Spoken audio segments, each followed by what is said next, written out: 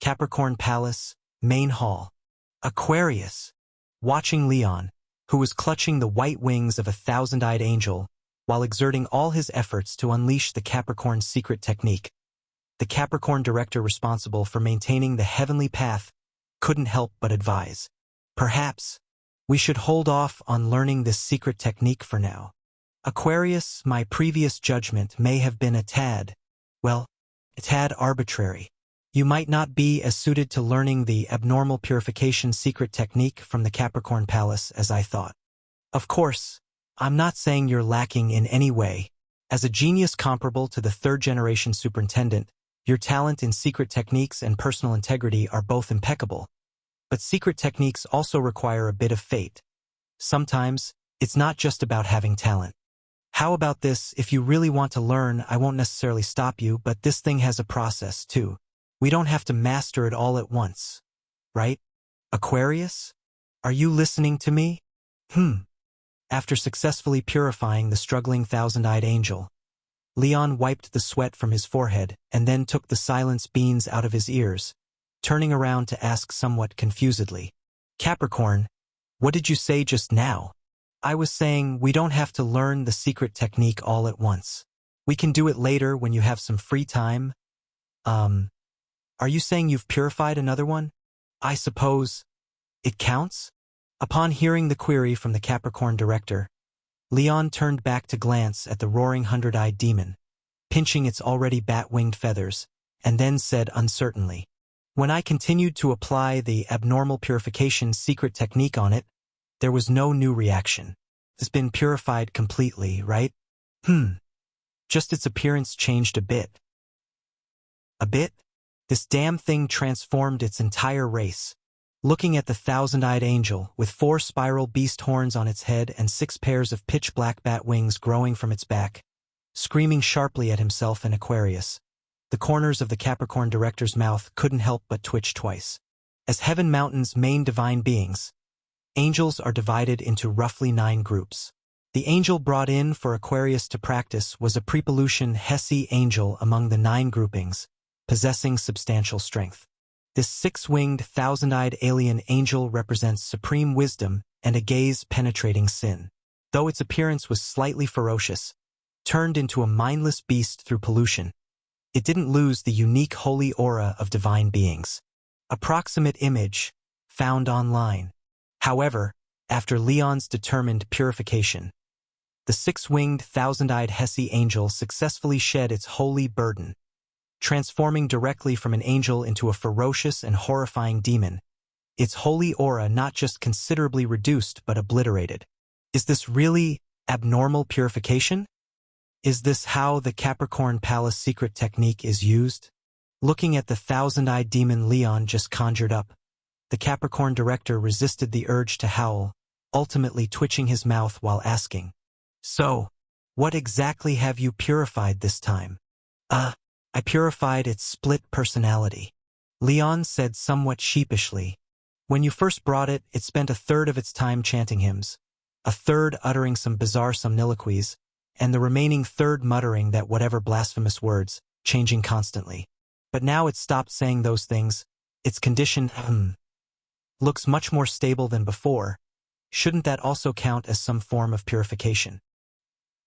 Indeed, after your purification, this Hesi angel state is much more stable. Stable enough to want to destroy everything it sees. All right then.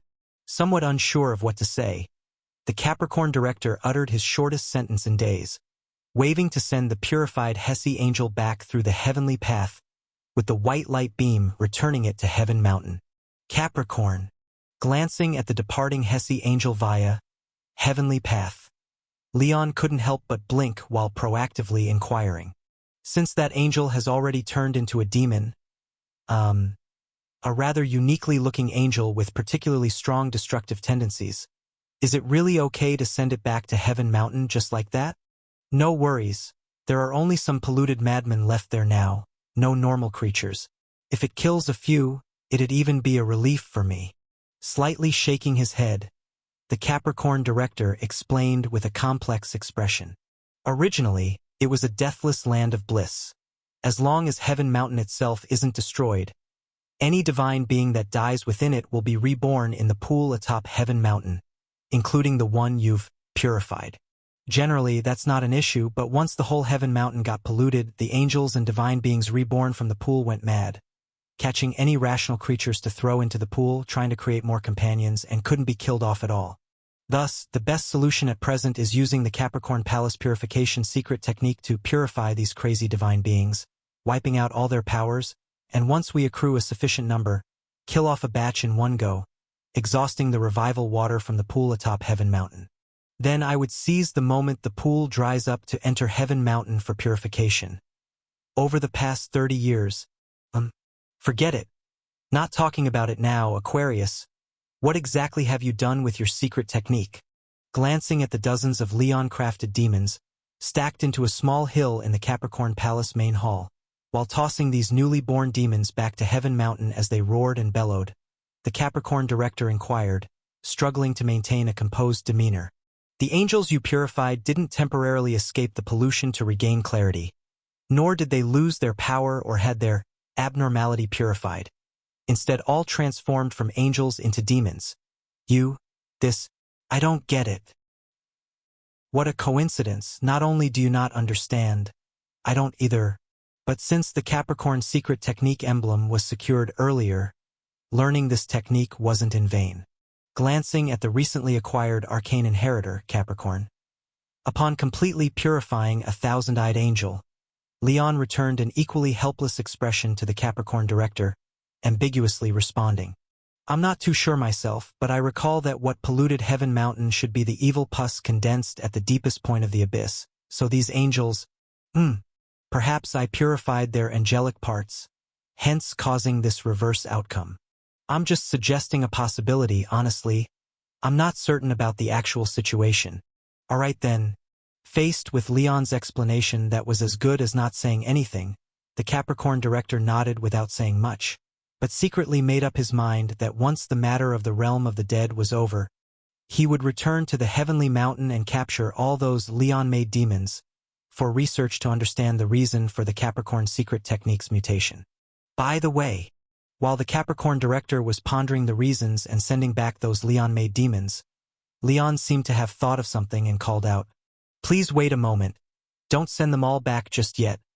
Leave one for me temporarily. Leave an angel, a demon for you? Faced with Leon's request, the Capricorn director was taken aback and then nodded, immediately bringing over a fish-shaped demon with 4 human faces on its gills and 6 bat-like fins on its tail fin, and presented it to Leon. Leon then signaled on his badge panel, summoning the I am the demon tag anomaly controller and placing it in the badge slot, then touched the fish head. Buzz. Name. Gid Scale Demon. Fallen. Suffering. Torment. Appearance. A fish-shaped demon with 4 faces on its head and 6 wings split from its tail, emitting a strong fishy smell and accompanied by the wailing and lament of unknown beings when approached. Abilities. Demonic body, mental devastation, intensified pain. Cost. While borrowing its power, one will continuously suffer contamination from the corruption of evil. Archive. Originally a high-tier Gid scale angel, representing suffering and torment among the 9 angelic tribes, but lost rationality and self after being contaminated by the corruption of evil in the pool of resurrection, becoming a creature that only pursues malice. However, after purification by the current Aquarius director Leon Lane of the Bureau of Cleansing, this angel broke free from the shackles of evil corruption and suffered even deeper and terrifying contamination, transforming from a creature that only pursued malice to a creature with the instinct to utterly destroy everything. Evaluation. Evil is still your evil. You pus-filled scum. Contamination value. 39.5. What a mess.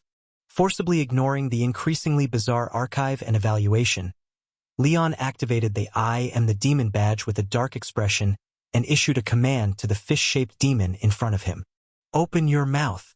In response to Leon's command, the Gid scale demon let out a muffled roar, its eyes filled with the desire to destroy everything, and opened its huge mouth filled with sharp teeth. Suddenly, spit on the floor of the Capricorn Palace. He could really do it. controlling the fierce-eyed fish-shaped demon to spin around in place and wipe off the spit on the tile floor of the Capricorn Palace with its fins. Leon made the demon hop into the range of the heavenly pathway, then thoughtfully asked, "Capricorn, are there many divine entities in the heavenly mountain that have been contaminated?" "Very, very many. The total number of divine entities in the heavenly mountain is roughly about a third of the abyssal demons." Seeing the Gid scale demon suddenly leaving on its own, the Capricorn director seemed to understand something. Taking a deep breath and with eyes full of shock said, "Aquarius, could you possibly—" "That's right." Nodding slightly, Leon explained, "In direct contact with demons, I can easily control them, including these purified demons." Gasp! Getting an affirmative response, the Capricorn director couldn't help but inhale sharply, then unconsciously widened his eyes and nervously asked, "Does this control have a limit? How many? How long? Does it consume a lot of power?" "The limit, that would be the badge, right? Controlling demons is the wearing effect of I am the demon, which must occupy a slot to take effect, and if I don't swap out this badge, basically no restrictions." After hesitating slightly, considering that his current director position is quite secure and unlikely to face any targeting or envy, and instead can gain a lot of support, Leon decided to be straightforward and revealed, "As long as I don't actively relinquish control, the number is unlimited, the duration should last until I die, and as for power consumption, it's basically negligible." "Doesn't that mean if you come with me to the heavenly mountain, purify all the angels into demons, the pollution in the heavenly mountain doesn't matter at all? Plus, there are the abyssal demons. If you could touch every single demon in the abyss, it's actually not as powerful as it sounds." Noticing the Capricorn director's incredibly disordered emotions, Leon thought for a moment and reminded, "Demons under my control, if they leave my range of perception, cannot be controlled particularly precisely, and can only execute some pre-issued, somewhat mechanical commands, and this control can only be done one by one. If there are too many, I can't manage them all. Even if the number I can control is unlimited, I can't convey my intentions to every demon, which means I've essentially lost control over them. So this ability isn't as powerful as you think. But that's still terrifying. This ability of yours, this..." Taking several deep breaths to calm his excited emotions, the Capricorn director, with a slightly flushed face, said, "Aquarius, have you mentioned this ability to anyone else?" "Not yet. Currently only you and I know." "That's good. Aquarius, you must continue to keep this secret. Don't even tell Joan and others." Grabbing Leon's shoulder, the Capricorn director urgently instructed, "Once the existence of this ability is exposed, all the demons in the abyss will go mad. To avoid losing their freedom entirely, becoming slaves under your control, even demons will set aside their internal conflicts and all unite against you. So never think about capturing a few demon gods to enslave with your ability, or purifying the heavenly mountain. At least not until you're strong enough. Can't use it?" Hearing this, Leon couldn't help but frown. The reason he chose to reveal this was to capture a few true god-level divine entities in the heavenly mountain for purification, then take them to the realm of the dead for ambush to reduce the Bureau's pressure against the overlords of the dead realm. But it seems, according to the Capricorn director, "Don't use it. You must keep it hidden." Noticing Leon's expression, the Capricorn director quickly reminded, "There are countless demon gods in the Abyss 100 prisons, and they don't lack abilities to glimpse the future. I don't know why they haven't targeted you yet, but since you've kept this ability hidden, it must continue to remain hidden. Aquarius, once this ability is discovered by the Abyss demon gods, it will surely lead to an endless vendetta, and if the Abyss 100 prisons mobilize completely, even the Watcher's Palace might not withstand it." Abyss 100 prisons. All right. Faced with Director Capricorn's persuasion, Leon hesitated slightly, then nodded. Although he didn't quite agree with the Bureau's style of handling things, Leon still chose to heed the advice of a veteran director who had decades of experience. Seeing him nod, Director Capricorn, who had been tense, couldn't help but relax a little and proactively asked, Aquarius, Jean needs 10 more days to get everything ready. Are you planning to stay at headquarters these days? Or do you want to return to the Virgin Subdivision? I'll head back to the Virgin Subdivision. Leon thought for a moment and replied, It's been more than half a month since I went to the Witch Kingdom. I'd like to go home and take a look first. All right, then let me send you off. Nodding to indicate he understood, Director Capricorn's blue eyes flickered slightly, giving off a faint white glow. The light beam belonging to the heavenly path in the Capricorn Palace flickered and then shifted position to land in front of Leon. I've adjusted the position. Pointing at the white light beam with a raised hand, Director Capricorn said, All you need to do is walk inside, and you'll land right at the entrance of the Virgin Subdivision. Wow, a global-level pinpoint teleportation. This is way too convenient.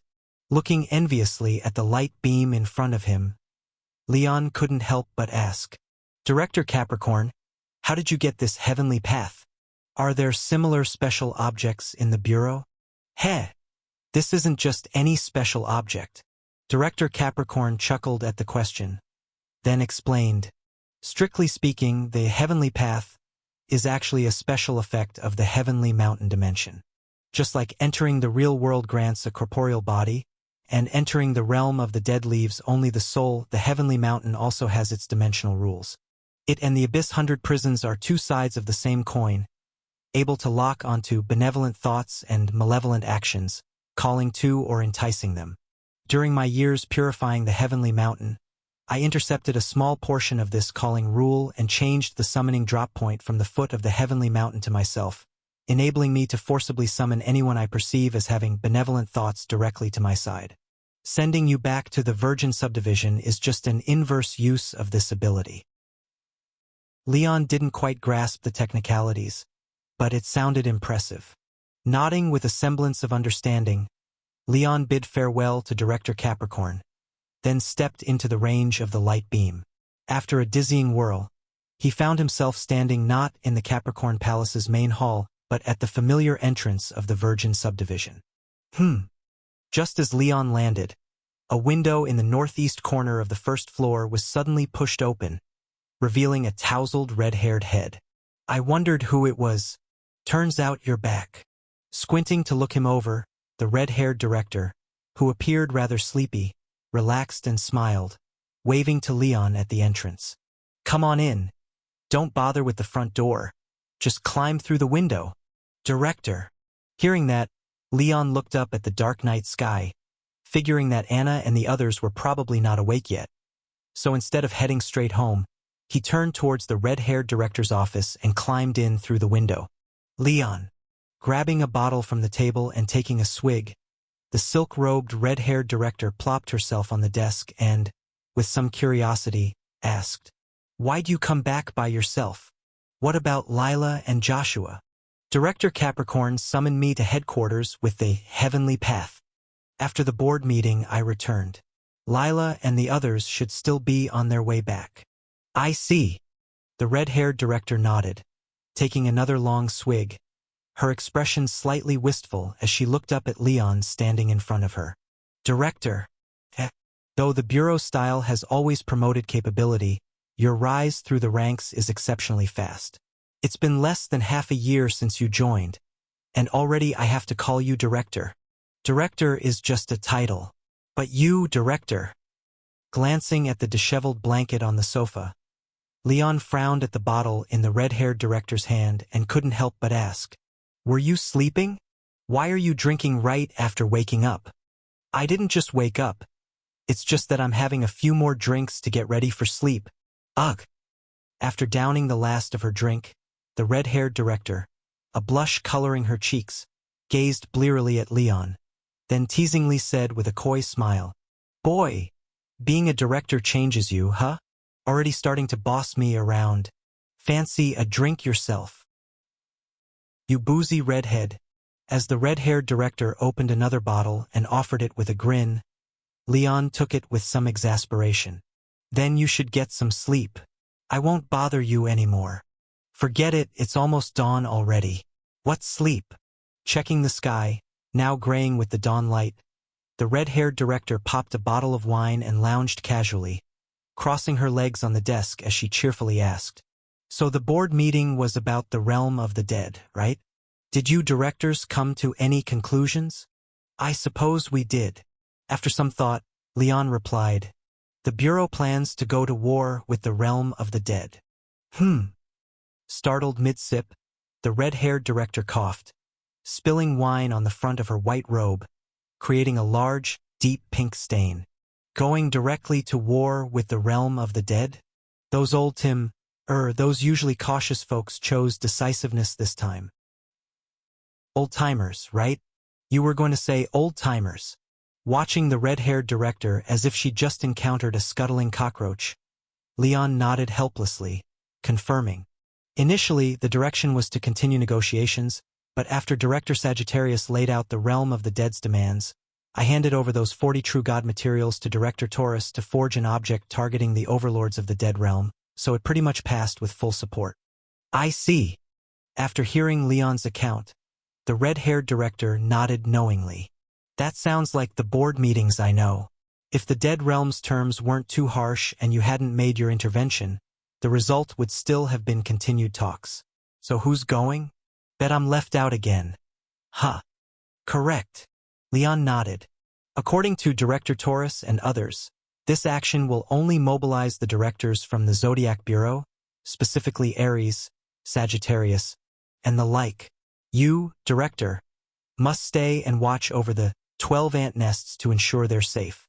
"I knew it." The red-haired director grumbled discontentedly, shifting her posture. As she moved, the white of her nightgown and the paleness of her legs intertwined, their smoothness catching in the soft desk light more enchanting than the morning sky, drawing Leon's gaze involuntarily. "Nice view." Seeing Leon's momentary distraction, the red-haired director's eyebrows twitched slightly.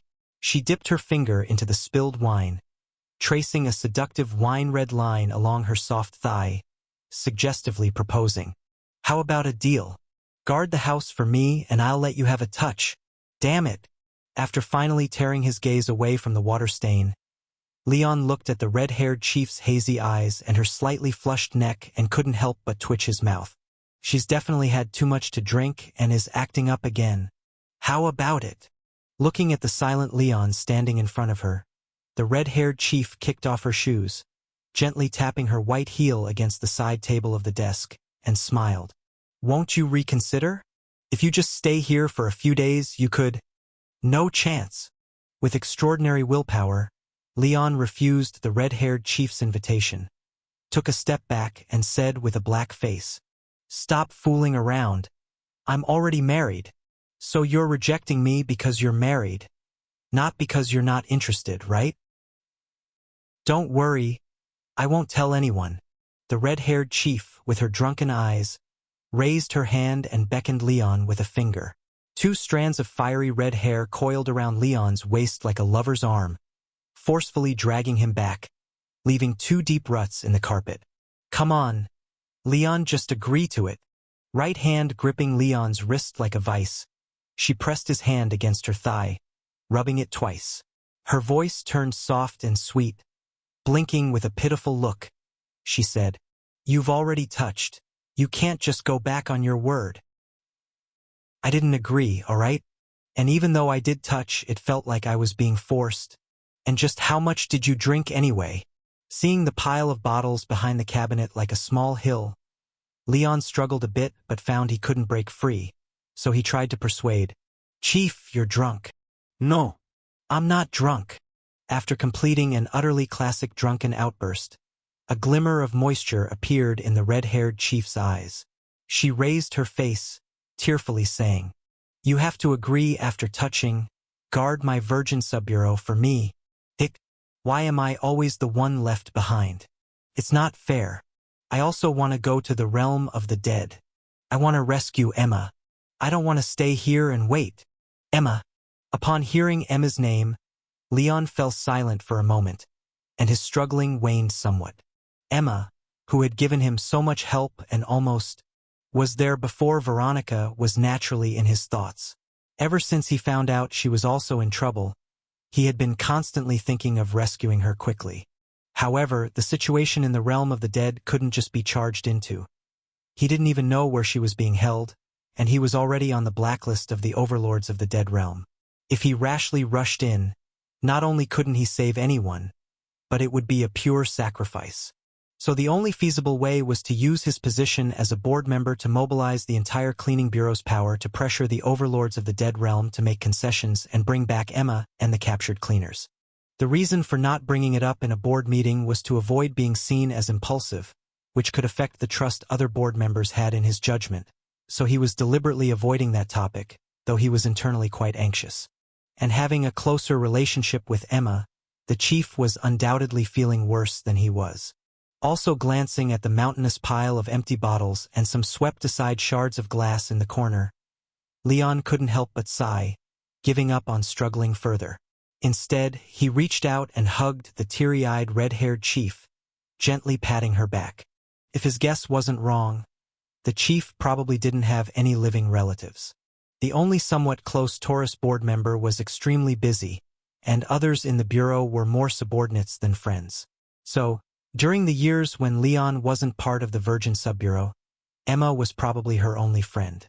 And the order for Emma to go to the Thousand Sails maritime country was signed personally by her. This was tantamount to sending a friend into danger and being unable to rescue them due to duties. Thus, the chief was naturally feeling quite bad. Although she usually blinked her charming fox-like eyes and happily drank bottle after bottle, acting like she didn't have a care in the world, it didn't mean she was so calm as to ignore emotions. She was merely rational enough.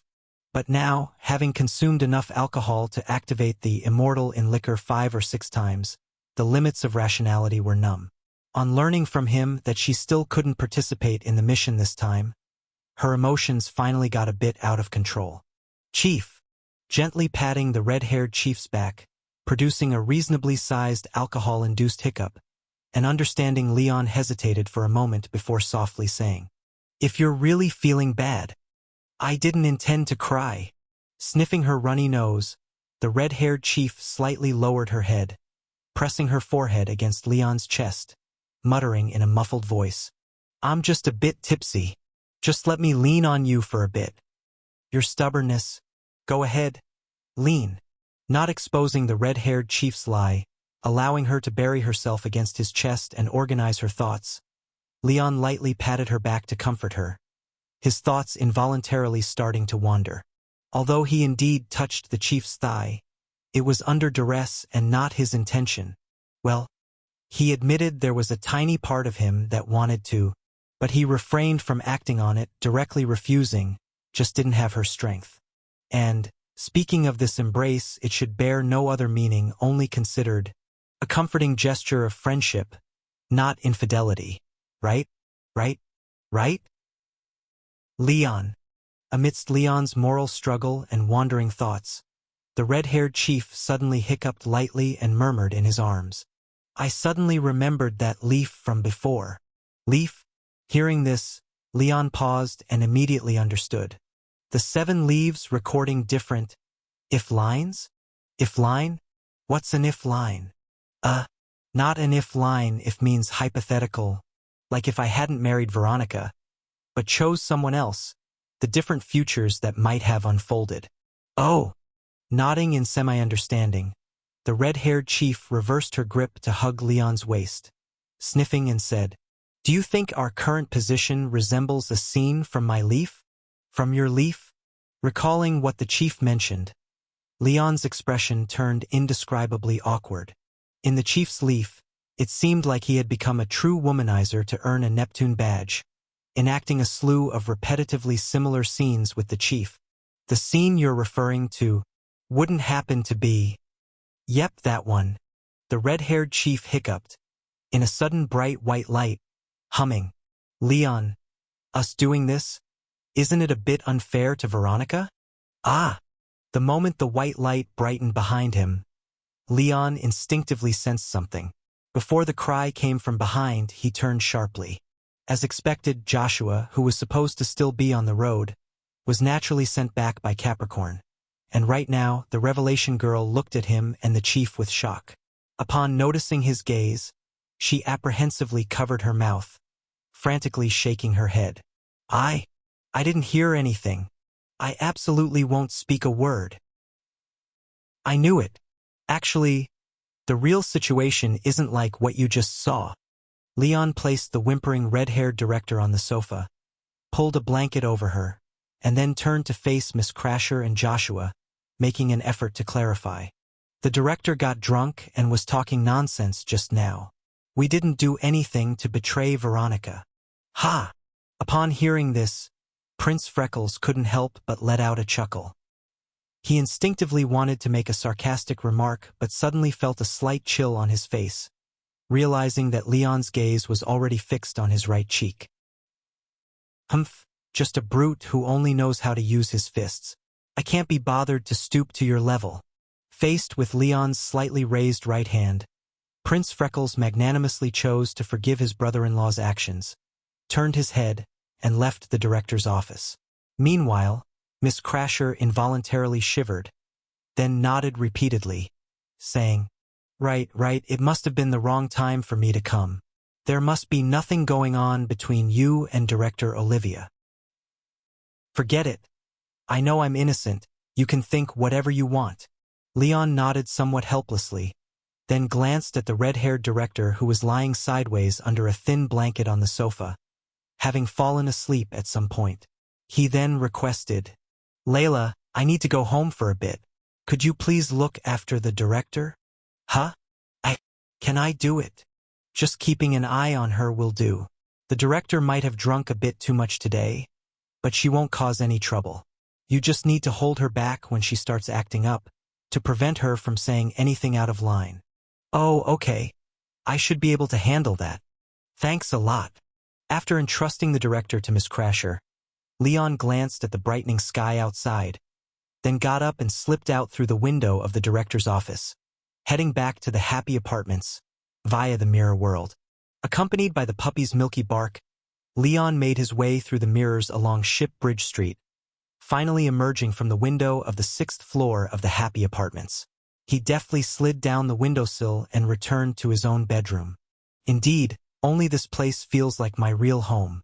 Looking at the room, still spotless and neat after being away for over 10 days, Leon couldn't help but relax slightly, inexplicably feeling a deep-seated tranquility emanating from his soul. The Lionheart Prince of the Kingdom of Lutung, the Aquarius Director of the Clearance Bureau, the Food God in the mouth of the Slaughter King Association.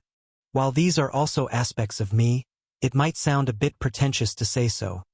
These prestigious or notorious versions of myself are merely outer shells applied to Leon. But only in this small room, the self that lives amidst Anna and others' complaints and expectations truly grows on Leon. Keeping me from becoming a solitary soul is an irreplaceable special existence. Coming home is so nice. Leon, lying sideways on the edge of the bed with the bedspread arranged, opened his arms and lay back on the soft pillow. Just as he was about to let out a relaxing sigh, something hard jabbed his neck. Feels like? Reaching under the pillow and pulling out the hard object that had poked him, Leon squinted as he inspected the item in his hand by the morning light that streamed through the window. A small notebook with a thick hard cover, featuring 3 cartoonish little pigs on the cover. Opening it to the front page, there were 2 crooked words written in colored crayon.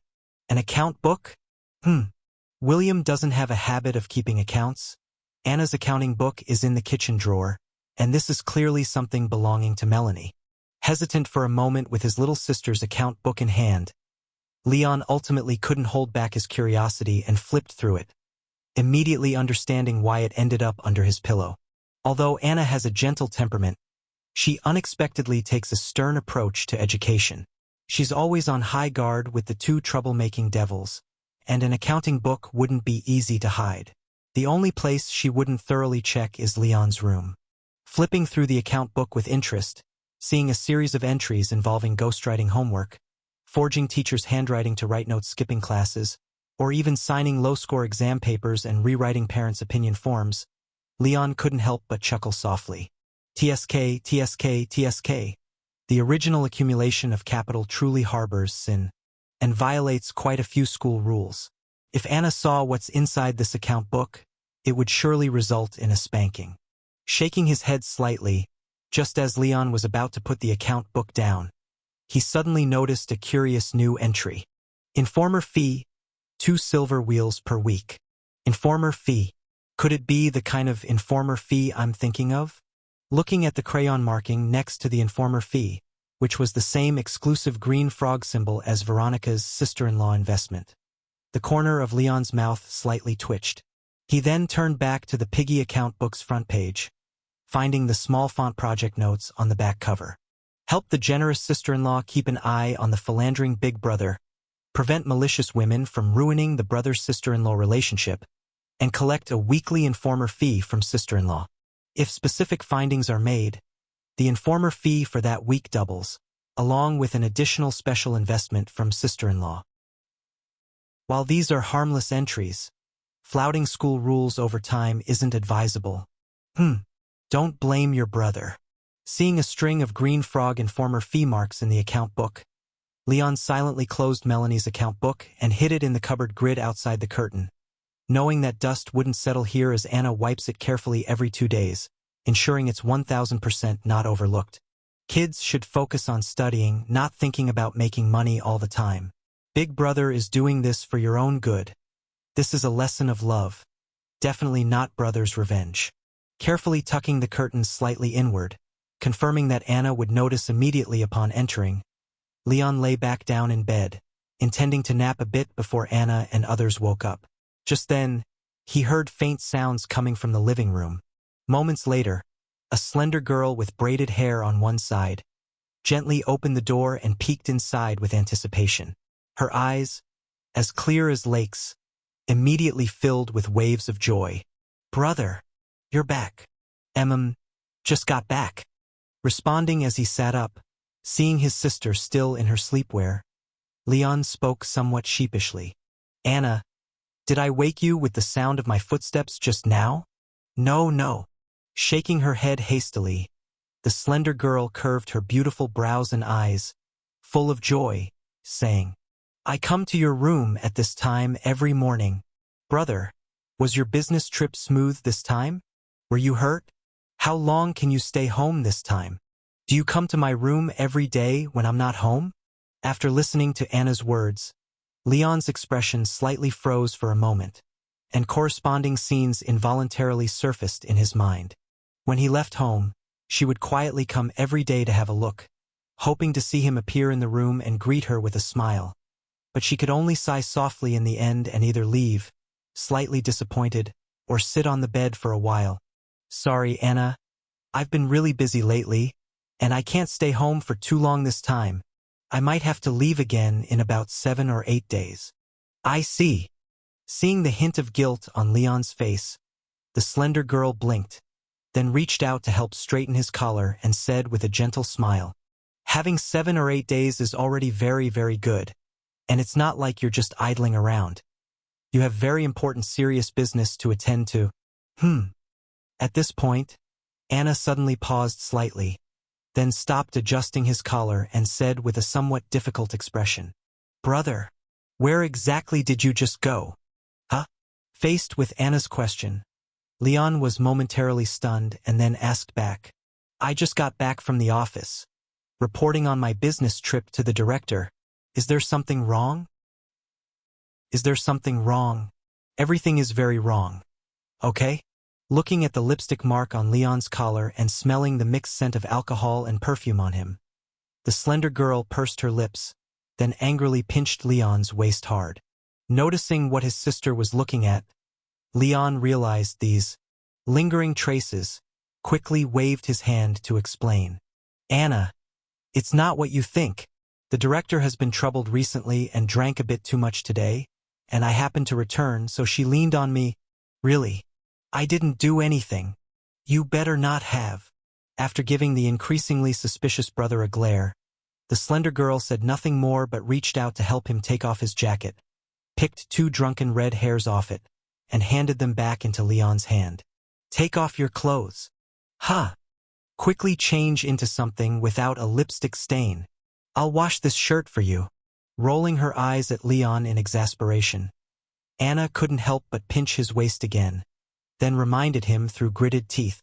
You're not planning to go see Veronica after coming back, are you? Are you actually going to see her wearing this? Oh. Hearing Anna's words, Leon suddenly woke up as if from a dream, hurriedly changed out of the pajamas the director had rumpled, and after grabbing his jacket, whispered a reminder. Don't touch the hair on this. I'll deal with it, it's quite dangerous. You're the one who's dangerous. After Leon took away the intoxicated slaughter blood hair, confirming there was nothing left behind, the slender girl collected his jacket and shirt, left the room angrily, and returned a moment later with a folded set of clothes, tossing it into the arms of Leon, who was bare-chested. Quick, change. You'll catch a cold otherwise. Oh. As Leon followed his sister's order and began to put on the shirt, Anna hesitated slightly and then softly asked, Brother, the work you do at the cleaning bureau? Dealing with those things that don't exist in reality? Like having continuous nightmares. Nightmares? After putting on the slightly smaller-sized clothes, seeing the hesitation on his sister's face, Dream Realm Destroyer, Nightmare Master, Yen Jiang blinked, looking incredulous. Anna? How come you're suddenly asking this? Did you have a nightmare? Who the hell is brave enough to mess with my sister for some merit points? If I find out which damn nightmare dared to trouble Anna, I'll go down myself and... It's not me having nightmares. Just as Leon was about to mobilize 7 nightmare envoys to thoroughly investigate the demonic soul abyss, the slender girl slightly shook her head, saving the innocent nightmares in the demonic soul abyss, then furrowed her brows deeply. It's Ellie. Emma brought her here for me to look after, and not long after she left on a business trip, that child started having nightmares repeatedly, dreaming of some very bad scenes every day. Hearing this, Leon pondered for a moment, then asked further. Those very bad scenes mean just some scenes where Emma is suffering. Pursing her lips slightly, Anna said worriedly.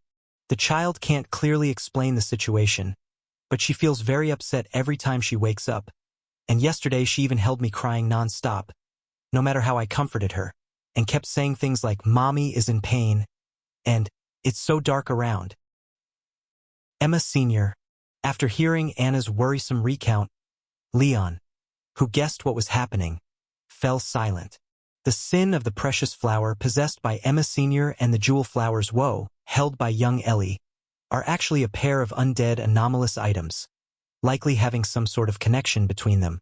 Due to the overlords of the Dead Realm's ambush, Emma Sr.'s royal ship was dragged into the realm of the dead, with young Ellie perhaps sensing the pain she is going through, relying on the connection between the 2 anomalous items.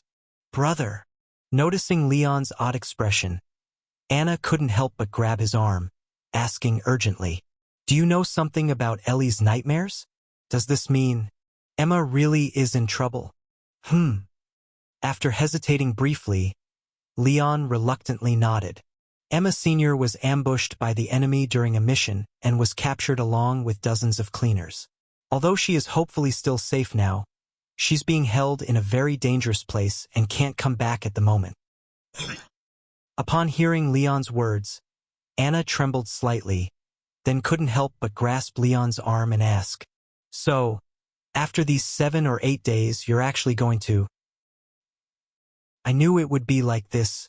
As his sister, who figured out the situation simply from his slip-up, Leon couldn't help but sigh slightly, then gently tucked her falling strands behind her ear, looking into her suddenly tense eyes, warmly comforted. Don't worry, this operation involves not just me but also many very experienced seniors going along. It will surely be foolproof, and will successfully rescue Emma Sr. Oh, by the way, Anna, is young Ellie awake yet? If she isn't, let me go and check on her first. Okay. After casting a worried glance at Leon, Anna bit her lower lip, then said nothing more as she led Leon into the room, quietly turning the knob to open the door to the children's room.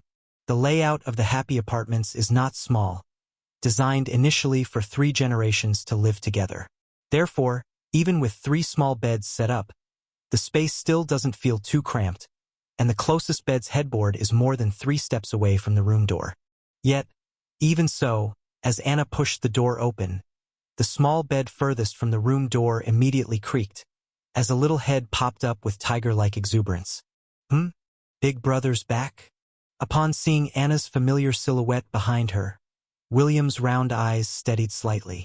After a moment's thought, a knowing look emerged in his dark eyes.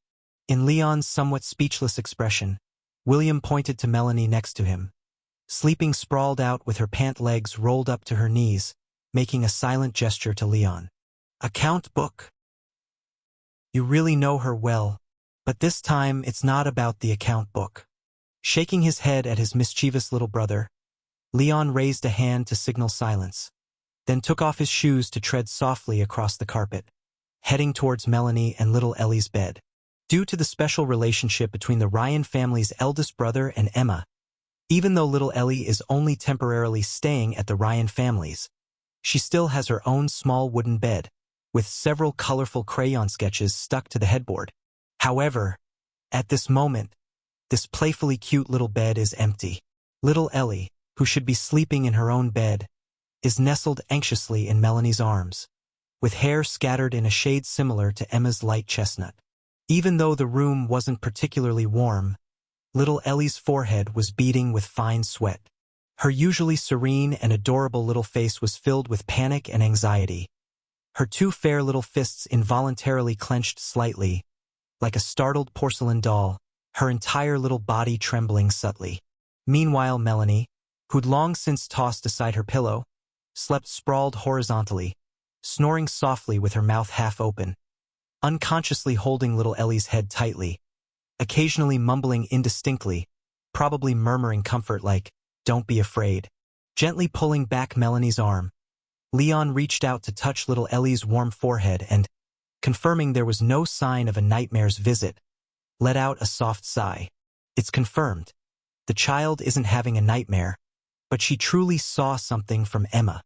Seemingly sensing a comforting presence, as Leon's palm touched, little Ellie's trembling body finally calmed, her porcelain doll-like cheek unconsciously nuzzling against Leon's palm. "Mama! Mommy!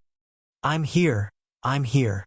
Something strange seemed to trigger, as Melanie's snoring suddenly stopped upon hearing little Ellie's dream with a hint of a sob. Under Leon's somewhat astonished gaze, Melanie first blearily swallowed, then, remarkably with eyes still closed, hugged little Ellie back, her chin resting on Ellie's forehead, murmuring half asleep, "Ellie, be good. Your mommy and my big brother have a thing going on, and I'm his sister, so rounding it all out, I'm kind of in your mom's generation. Mom Melanie is here. No need to fear." "No. What nonsense are you talking about?" After hearing Melanie's astonishingly absurd sleep talk, Leon's hand couldn't help but tremble for a moment, then looked darkly at Mom Melanie comforting little Ellie, feeling oddly itchy-handed, wanting to smack something hard.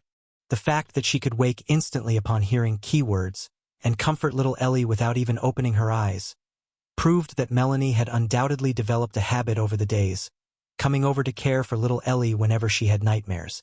This certainly deserved praise. But that generational math. Even anyone begging at the supermarket couldn't utter such nonsense.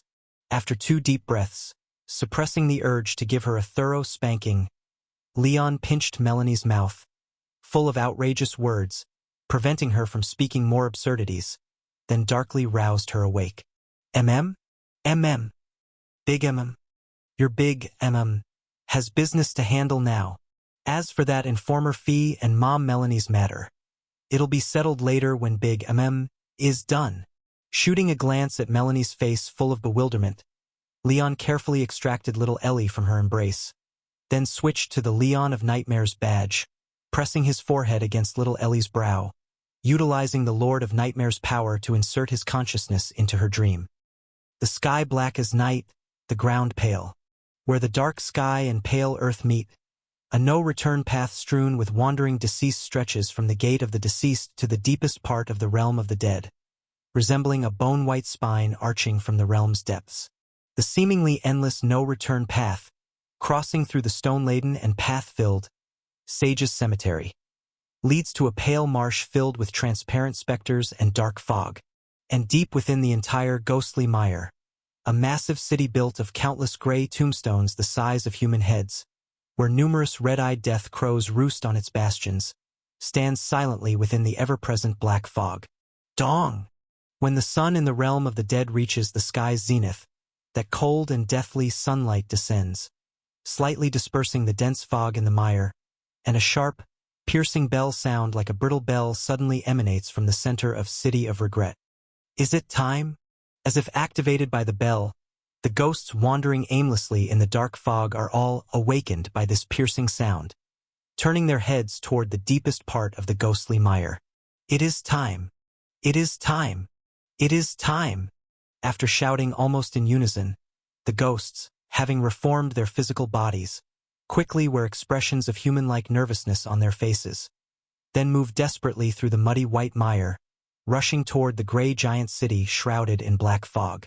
And at the end of the staggering figures of countless ghosts, the heavy gates of the gray giant city also slowly open, and a large number of bewildered, even faceless dead are spewed out by the gates. Immediately, the death crows perched on the city's battlements take flight, circling several times over those dead who have fallen into the white mire, then lead some who rise bewilderedly to continue instinctively along the path, cawing as they fly toward the deeper reaches of the realm of the dead.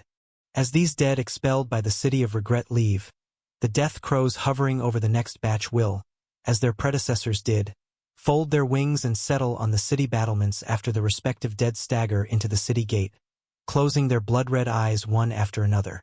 These death crows, tasked with guiding the dead, upon their descent, seem like crow-shaped stone statues that cease to move, until the day those with unfulfilled desires, under the erosion of the City of Regret, completely forget all regrets and are expelled again, before reopening their eyes to head deeper into the realm of the dead. In theory, it should be this way, but reality often does not proceed according to theory. Caw, caw, caw. Accompanied by confused crow calls, a new batch of death crows descends, and is shocked to discover that the stone nests on the city battlements meant for their roosting are already occupied by other crows for some reason. On one side are the diligent working crows whose designated houses have been occupied, and on the other, house-dwelling crows suddenly beset by uninvited guests. Both sides almost immediately engage in intense fighting, with feathers flying amidst the flapping, pecking, and tearing. Under the clamorous crow brawls, within the wide central square of the City of Regret, a colossal ship resembling a ginkgo leaf in shape, over 800 meters in length, slams into the ground at an angle, squeezing the originally spacious square to the brim, even demolishing several peripheral buildings. And those death crows that, defeated in the fight, couldn't secure their nests, will howl as they fly into the city, circling above the giant ship, loudly berating in incomprehensible crow speech those dead below who disrupted the rules, leaving them homeless. Is this another day gone by? Hearing the noisy crow calls above, the dead within the Sea King ship startle awake, then look up at the circling death crows, faces showing genuine terror. I can't take it anymore. Hearing the approaching footsteps alongside the crow calls above, within the main deck pit of the ship sheltering the cleaners, someone lets out an anguished wail close to breaking point. A tall, bearded burly man suddenly kneels, clutching his head and wailing. I really can't take it anymore. Let me die. From the moment the crow calls sounded above, certain emotions have pervaded the crowd, as if inflamed by the bearded man's cries. Soon one tremulous voice after another emerges from the crowd. I don't want to go on either. I really can't hold out any longer. I beg you, have mercy and release me. Death, let me die. I don't want to live anymore. In the midst of hysterical wails, the woman whose arms were wrapped in bloody bandages moved slightly and opened her bloodshot eyes while leaning against the corner of the deck asleep. Emma glanced at the cleaners who had gone mentally berserk under the torment of these days, calling and screaming. Her cracked lips moved slightly as if wanting to persuade something, but ultimately, she said nothing. Instead, she quietly adjusted the thorn-covered crown on her head and gripped the sword hilt tightly. Help me. Please help me. Although Emma didn't speak, the sound of her waking up still attracted the attention of the cleaners.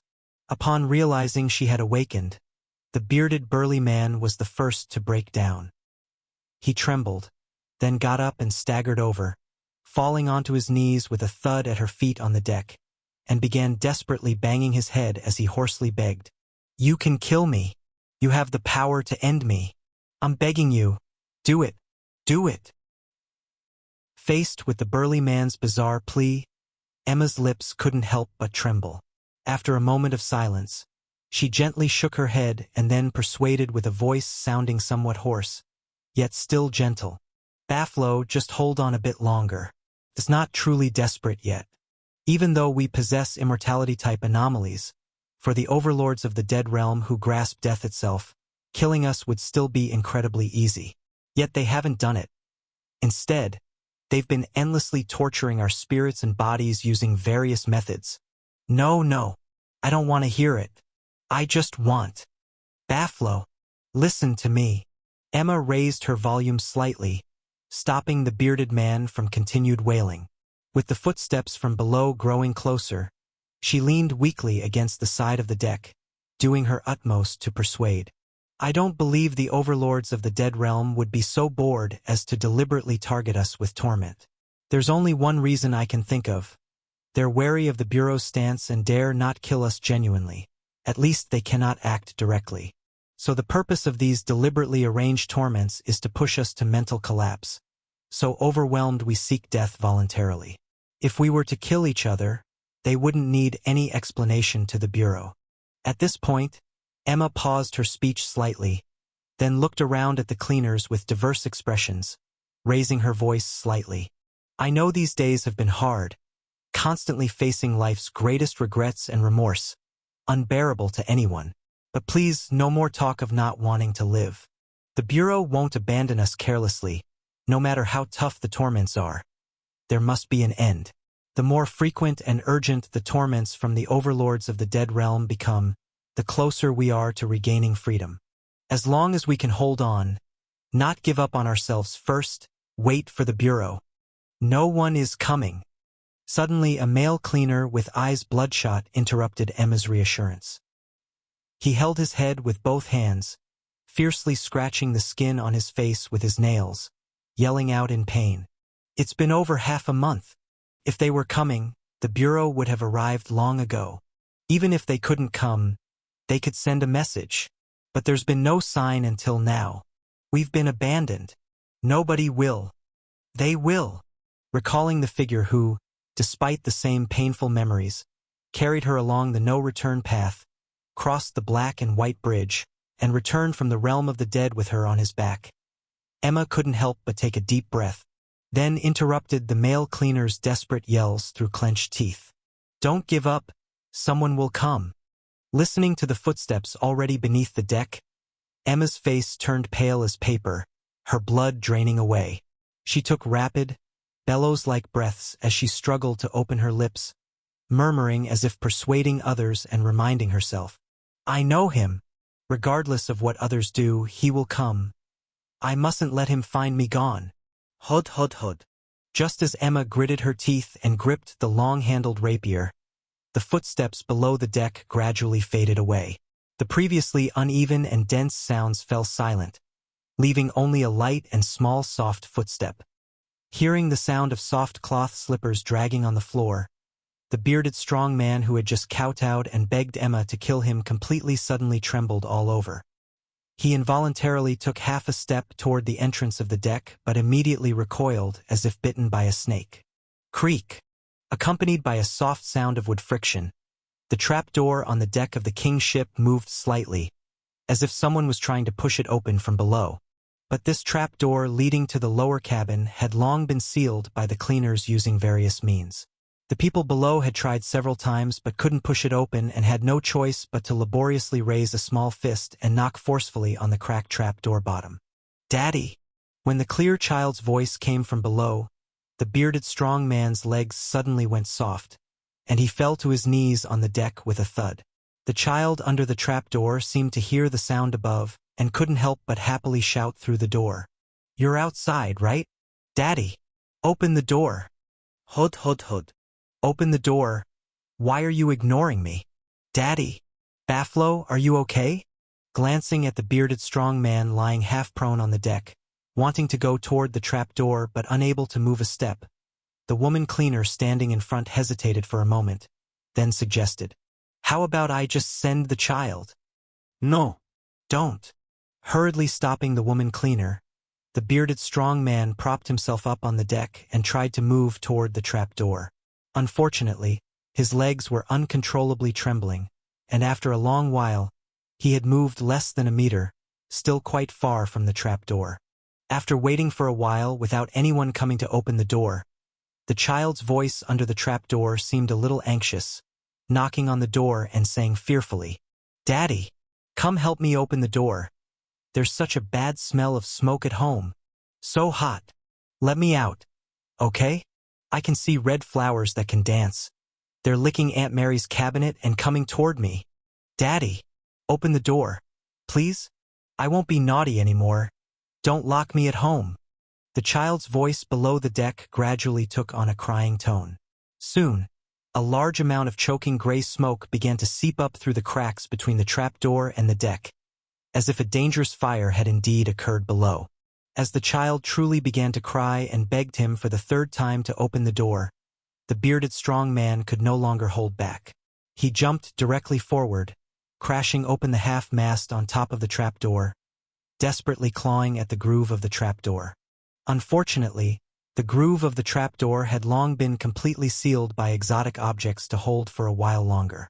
Even after the bearded strong man clawed until his nails lifted and the wood splinters flew, almost entirely destroying the door, it remained tightly shut, showing no sign of opening.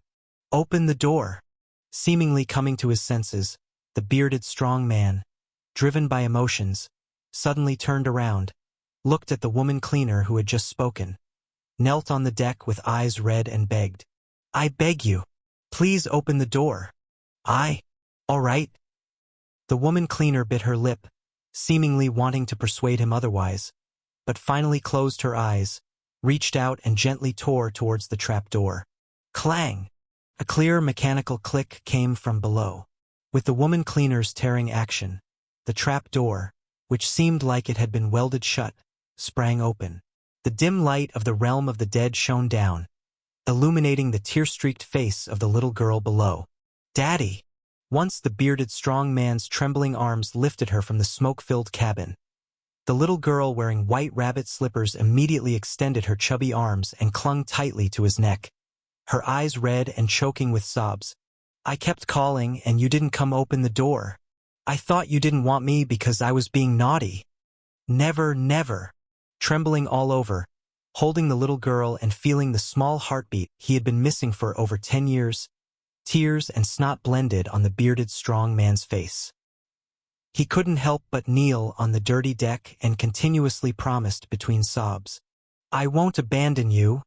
I won't abandon myself. Daddy was just angry and locked you in at home for a moment. But whenever you call for Daddy, I will surely come. As long as you call me. Okay." The little girl broke into a smile through her tears, nodding repeatedly. "I will call you. Daddy? My throat feels suffocated. Can't call out." As the little girl's voice grew hoarse, the initially contained choking smoke slowly seeped from her mouth and nose. Under the terrified gazes of the cleaners, a large amount of ash with red embers spewed from her mouth, landing on the bearded strong man's arms and chest, scorching his already unstable soul with dense black and red holes, then burned further inward. Meanwhile, the little girl in the strong man's arms quickly withered and cracked in the blazing smoke, transforming from an originally delicate and lovely child into a charred corpse ravaged by fire. "Daddy!" After spewing out another plume of ash, the rapidly withering little girl looked at the bearded strong man, her inquisitive eyes wide open, and her mouth opened in confusion. I clearly called, "Why didn't you come to save me?" "No, no." Looking at the rapidly withering and breaking small body in his arms and her questioning gaze, the bearded strong man couldn't help but tear at his clothes, desperately showing her the burn scars on his body, kneeling in despair before the little girl and explaining, "I didn't lie. Daddy really did go.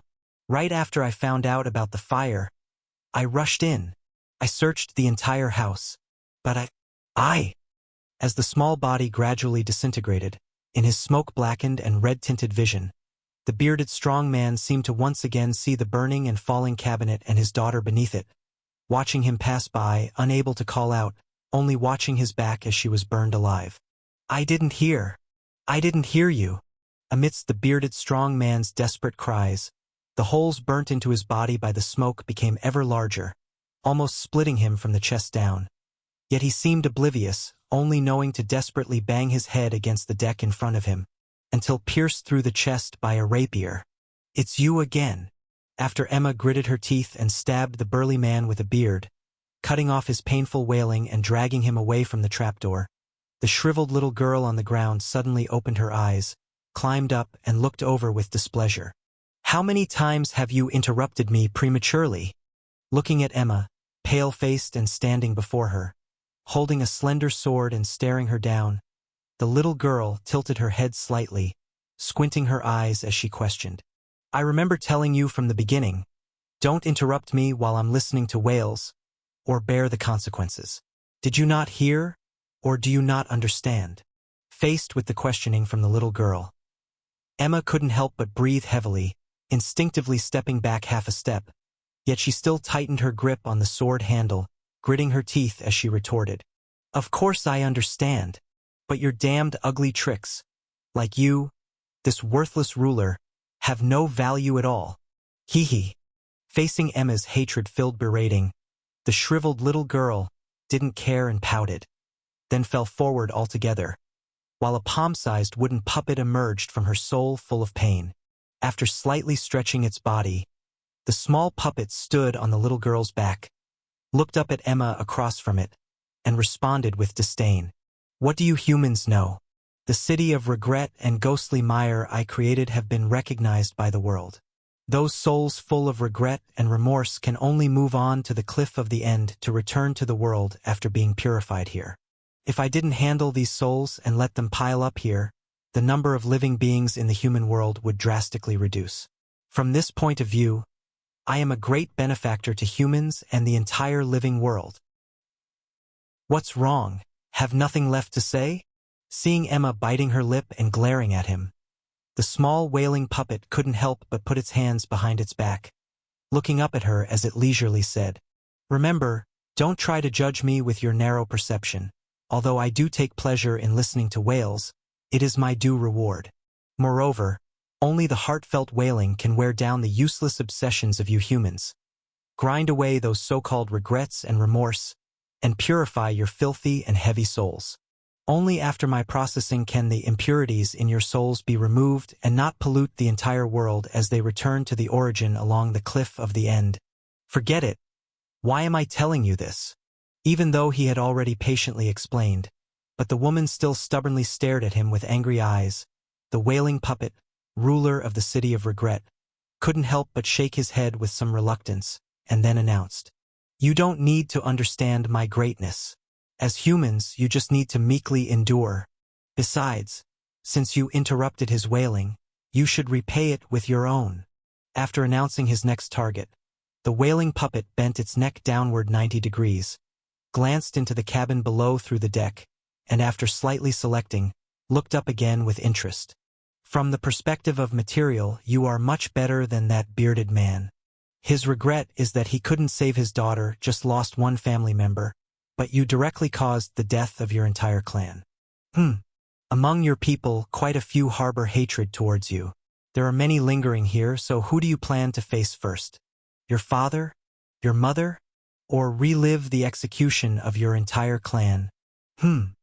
Seeing Emma, although filled with fear, still watched him with some strange flame in her eyes, the wailing puppet's wooden eyebrows couldn't help but frown vividly, then asked with some surprise, You seem different from a few days ago? Am I different? Emma was slightly stunned upon hearing this, and then vaguely guessed what the wailing puppet was referring to, but she didn't explain. Instead, she gripped the slender sword in her hand tightly, determinedly holding on to her conviction, gritting her teeth in preparation for the coming torture. But strangely, after asking the previous question, the wailing puppet's actions halted, not immediately seeking out Emma's parents' souls to torment her, but instead stared into her eyes, lost in thought. That odd flame in the woman's eyes, although rare, wasn't entirely unheard of in my long life. It is a courage born from choosing to face fear, underpinned by some strong fulcrum, prepared to hold on no matter what. This distasteful thing will wrap tightly around her soul, and until that strong fulcrum is destroyed, no matter how much the blow she receives, she won't completely collapse, eventually able to recover with the fulcrum's help. However, this incomplete wailing, though still able to fill the stomach, feels remarkably tasteless, like salt-boiled chicken breast. So the key lies in her fulcrum, staring into Emma's eyes for a while, seemingly grasping something. The wailing puppet's mouth couldn't help but curve into a malicious wooden smile. You hope to leave here alive, to accompany your daughter as she grows up, right? Upon hearing the wailing puppet's words, Emma's heart couldn't help but tighten sharply. Then gripping the sword handle tightly, she demanded, "What do you mean?" "I mean, your fulcrum, although strong, is surprisingly simple and foolish." With a slight twist of its wooden neck, emitting rough, creaking noises, the wailing puppet looked at Emma, whose face was tense, and smiled as it asked, "Do you know about the incarnate doe?" Not good. Through little Ellie's dream, hearing the name incarnate doe, Leon's heart couldn't help but tighten sharply.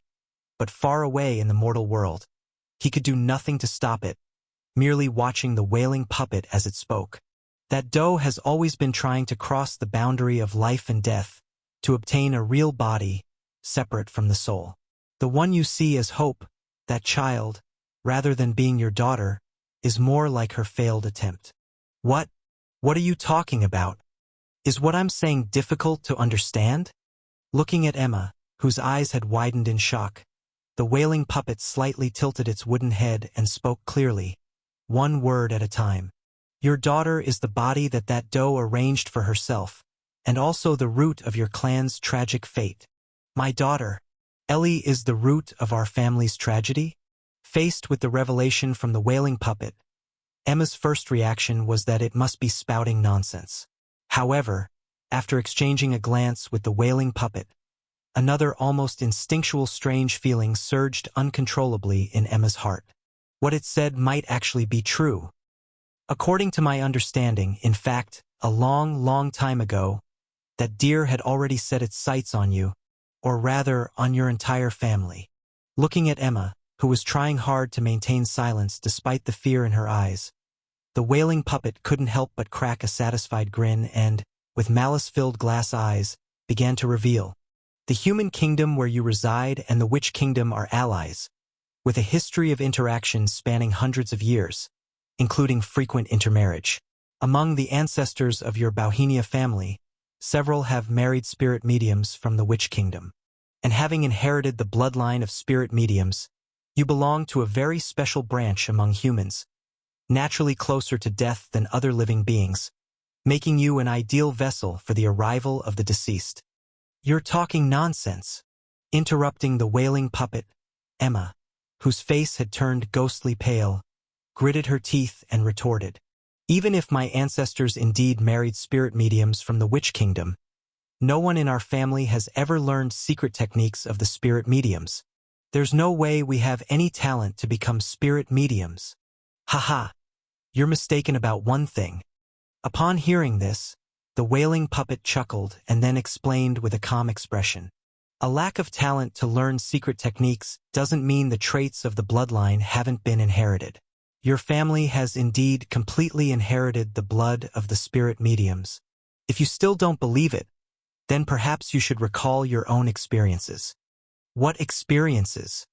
The experience of turning back on the no-return path after your first death and forcibly returning to the present world. After moving its creaking wooden body a bit, the wailing puppet continued unhurriedly. After discovering your daughter's soul in the realm of the dead, you temporarily broke free from the shackles of the no-return path due to anger and unwillingness, returning to the present world. Haven't you realized that this already violates the rules of the realm of the dead? What rules? Of course, the rules of the no-return path.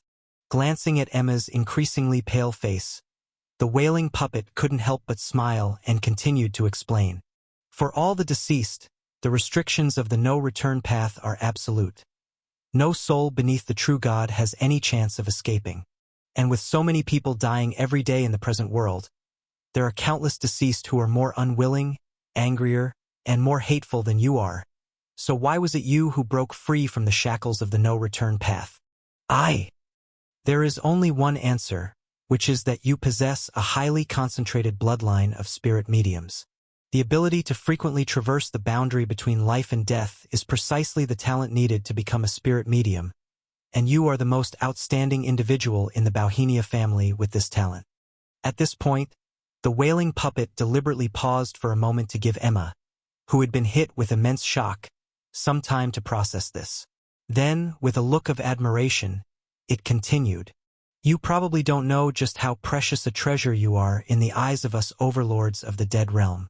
Although the spirit mediums of the Witch Kingdom are also close to death, to avoid getting lost in death, once they come into contact with secret techniques, their souls will be locked by the secret techniques to prevent themselves from prematurely sliding into the realm of the dead. But you are different. Even though you have the top-level talent of a spirit medium, you are not a citizen of the Witch Kingdom and have not been subjected to their screening for aptitudes for secret techniques in your childhood. Nor have you ever learned secret techniques of spirit mediums. So your unrestricted soul is able to roam freely between life and death, and the children you give birth to, before truly understanding life and death and learning to distinguish between the two, are both living and deceased, naturally able to accommodate the souls of us deceased. After explaining why the Bauhinia family was targeted by the incarnate deer, the wailing puppet looked at the slightly trembling Emma, who seemed to have guessed something, and couldn't help but grin maliciously and unveil. After discovering this wonderful treasure, that deer had already separated a portion of its own soul and, while you unconsciously crossed between life and death, cast this fragment into your soul that had slipped into the realm of the dead, intending to use you to nurture the body it needs. But even less than 1% of the fragment, its great soul, belonging to the overlords of the dead realm, was still unbearable for a human child. So the deer's consciousness could not descend and could only remain dormant in your daughter's body. And the only way to awaken its consciousness is to create a grand enough sacrifice funeral, allowing thousands of deceased souls with similar bloodlines, kindred to that child, to share its overwhelmingly large consciousness, so that deer can truly awaken from its slumber. So do you understand?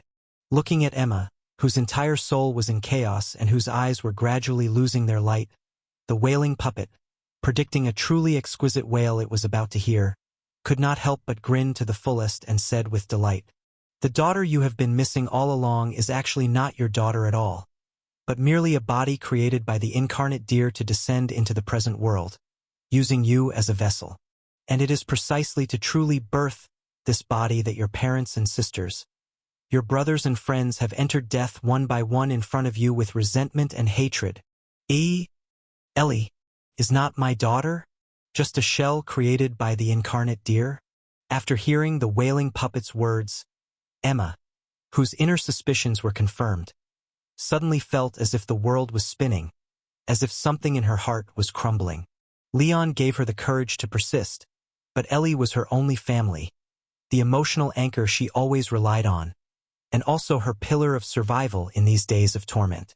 And the information revealed by the wailing puppet was tantamount to demolishing most of this pillar, completely shattering the already tenuous stability of her soul's defense, and an unimaginably immense pain surged instantly to her heart.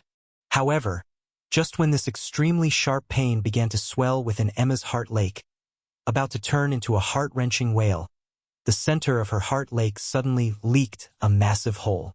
Under the dumbfounded gaze of the wailing puppet, the overwhelming pain in Emma's soul, like seawater falling into a sea eye, plummeted into a certain bottomless abyss and was drawn out in the blink of an eye. Then, a male hand, with bulging veins, extraordinarily and eerily reached out from her chest, grasping her own throat. "Why don't you shut the hell up?" Under the bewildered gaze of the wailing puppet, Leon, whose figure seemed somewhat unstable, unexpectedly emerged from Emma's heart, then reached out with another hand and forcefully twisted its head. Crack! After swiftly breaking the neck of the wailing puppet, Leon, still unsatisfied, tossed it to the ground, raised his foot and stomped forcefully, smashing the bewildered wooden puppet into shattered pieces. Leon? Watching Leon suddenly emerge from her heart and stomp furiously on the fragments of the wailing puppet, Emma, feeling empty inside, couldn't help but blink, then asked in bewilderment, "You? How did you?" "I devoured the Heart Lake god." Glancing at the flickering Heart Lake illusion badge in the slot, Leon checked the still intact shards beneath his feet and quickly explained. "The power of the Heart Lake god allows one to extract strength from the tumultuous Heart Lake, and since your anomaly and Ellie's are interconnected, I observed your situation through her and then used the strength extracted from your Heart Lake to get here. So that's how it is." After listening to Leon's explanation, Emma, whose Heart Lake was temporarily drained, nodded dumbly, but then suddenly reacted, eyes full of urgency. "No, wait. You have to leave. This place. This is merely an embodiment." Understanding what she was about to say, Leon waved his hand and explained ahead. "My true self remains in the current world. Only a small part of my will has come here, so even if captured, it won't affect the true self." "I see." While Leon and Emma explained his situation, the two glass eyes beneath his feet blinked slightly, and the wooden jaw that had flown over 10 meters opened and closed, marveling. The cleaner food god truly lives up to the name.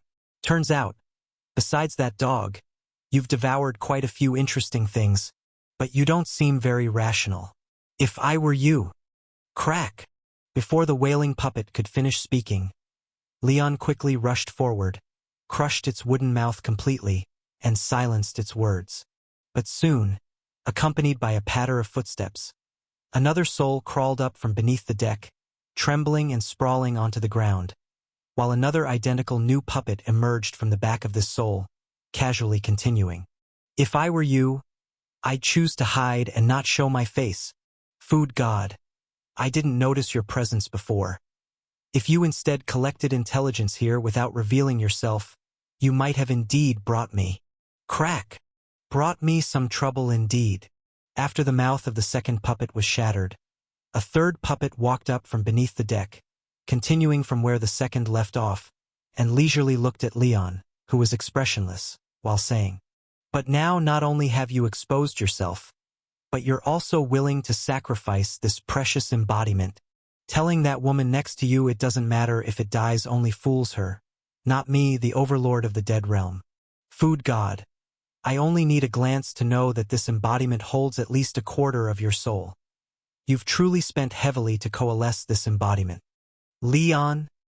Hearing the words of the wailing puppet, Emma, who was just calmed, suddenly tensed her expression, clenched her thin sword, and prepared to fight to the death.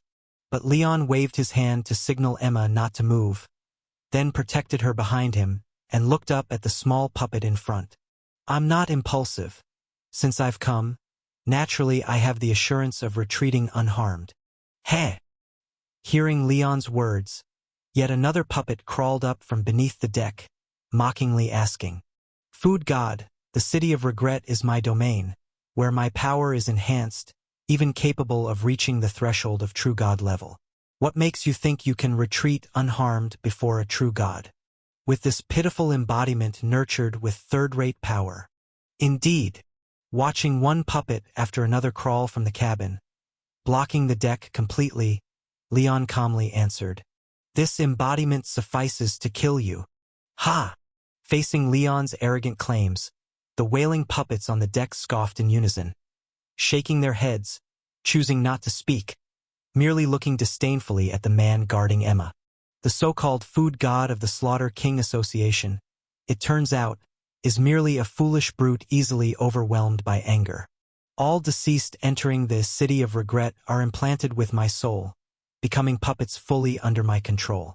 The total number of existing deceased in the city of regret is over 15 million. Even excluding the power I wield, with this endless horde alone, I can overwhelm you and these cleaners to death, without even having a body that can be killed. Among these 15 million puppets, as long as one remains unbroken, I am undefeated. relying on a weak embodiment containing part of your soul, plus some third-rate power not yet at true God level, you boast of destroying me? You are simply a fool. No way! Seeing Leon's form gradually solidifying and his aura's intensity surging madly, the puppet's eyes widened in horror, showing genuine fear. But it's just an embodiment. What is this impending danger like a giant stone suspended above? And why is that weak third-rate power already starting to impact the rules of the City of Regret? I already mentioned. Closing his eyes to sense the surroundings, Leon reopened them, scrutinizing the glass eyes reflecting his image, gently reminding. The Heart Lake power I control can extract strength from the turbulent Heart Lake, not limited to the living. Seeing the wailing puppets seem to understand something, suddenly shivering in unison. Their eyes filled with terror, Leon raised his right hand slowly, eyes laced with mockery, speaking. Thanks for the repeated torment you inflicted on the 15 million deceased in the City of Regret over the past days.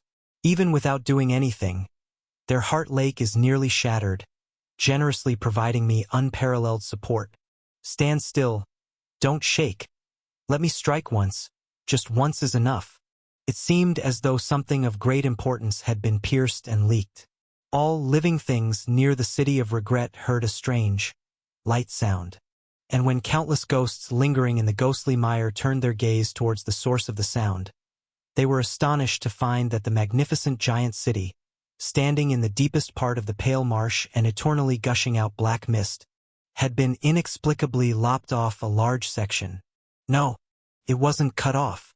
When an incredibly intense shockwave surged out from the City of Regret, clearing away the fog that had lingered for thousands of years and exposing the pale night sky of the realm of the dead close to the city only then realized. The gray giant city, with outer walls full of finger marks, had not been cut off by someone, but had instead, like a nail struck by a heavy hammer, been forcefully driven into the pale mire below under some unimaginably heavy pressure. Caw! As the city housing millions of souls collapsed with a thundering crash, countless death-omen crows residing on the city walls abandoned their duty of guiding the dead. They cawed strangely and flew away in all directions, colliding and flapping against each other, their feathers drifting down like a black rainstorm over the City of Regret. Soon after, under the horrified and desperate gazes of innumerable dead, millions of souls flooded out like a tide, fleeing desperately in all directions away from the City of Regret. However, the dreadful entity that had slammed the entire City of Regret into the mire seemed unwilling to let these souls go. An aura that made all the dead tremble from their very souls followed the fleeing souls, surging out from the City of Regret, as if truly being chased by death itself. Every soul escaping the city would clutch their chests in anguish and collapse painfully if touched even a little by that intangible, immaterial aura from behind. And as these fleeing souls tumbled into the mire, a small wooden puppet would emerge from their backs, taking their place with faces full of terror, fleeing further afield. Yet often before they could run far, the formerly collapsed dead would stagger up, eyes rolled back, and under some unknown force, they would leap and capture the fleeing puppets, ruthlessly tearing them into scattered pieces. And this was not the end. After shredding the wailing puppets to pieces, these beings, who had completely lost their self-awareness and acted like beasts, would grasp every piece they could, crazily stuffing them into their mouths even if it meant scraping their tongues, breaking their teeth, or filling their mouths with blood. No! No! No! After screaming no 3 times in utter despair, feeling itself being mostly devoured by the dead, the wailing puppet, held in Leon's hand, showed a look of terror and shouted shrilly, "You can't do this to me. I am the overlord of the realm of the dead. Without me, you humans would be better off." Borrowing an anomalous item from a trembling cleaner, Leon transformed into a drooling 3-headed black dog, broke off a piece from the wailing puppet, and tossed it to the eagerly wagging 3-headed dog, then announced expressionlessly, "Even if you were a puppy, it wouldn't matter. Today I will kill you, and nobody can stop me, that's what I say. You lunatic! You madman!" Seeing the unwavering determination to kill in Leon's dark eyes, The wailing puppet, never so close to death, let out a scream similar to countless predecessors, then struggled desperately, attempting self-preservation. If you kill me, those souls filled with regret will be piled up here with nowhere to go. The number of souls born into the mortal world will decrease. Don't you fear. That's a matter for later. Breaking the wailing puppet's wooden leg and tossing the remainder to the three-headed black dog, Leon closed his eyes, feeling the number of remaining puppets. Then, imitating the previous tone of the wailing puppet, spoke slowly. If things really go wrong, well, at worst, I'll come back after I die to take your place here. The effect will be the same anyway. By the way, where is the flesh-eater doe? You! Seeing the undisguised murderous intent in Leon's eyes, the wailing puppet instinctively shivered, immediately understanding his plan. This madman, even before coming to the realm of the dead, had decided to completely give up a quarter of his own soul, willing to kill one for a fair trade, and two for a profit, planning never to return. Damn horned beast! I fell for your trick, actively provoking such a lunatic. I know where she is. With a rage almost leading to being harmed alive, the wailing puppet hesitated for less than a millisecond, quickly deciding to betray its ally, biting its teeth to set terms. I can take you to find her, but in exchange you must set me free. There's no point in proposing impossible demands. After breaking off the head of the wailing puppet and feeding the remainder to the dog, Leon retrieved his enhancement, returned the anomalous item to the shivering cleaner beside him, and then focused intently on the puppet's head.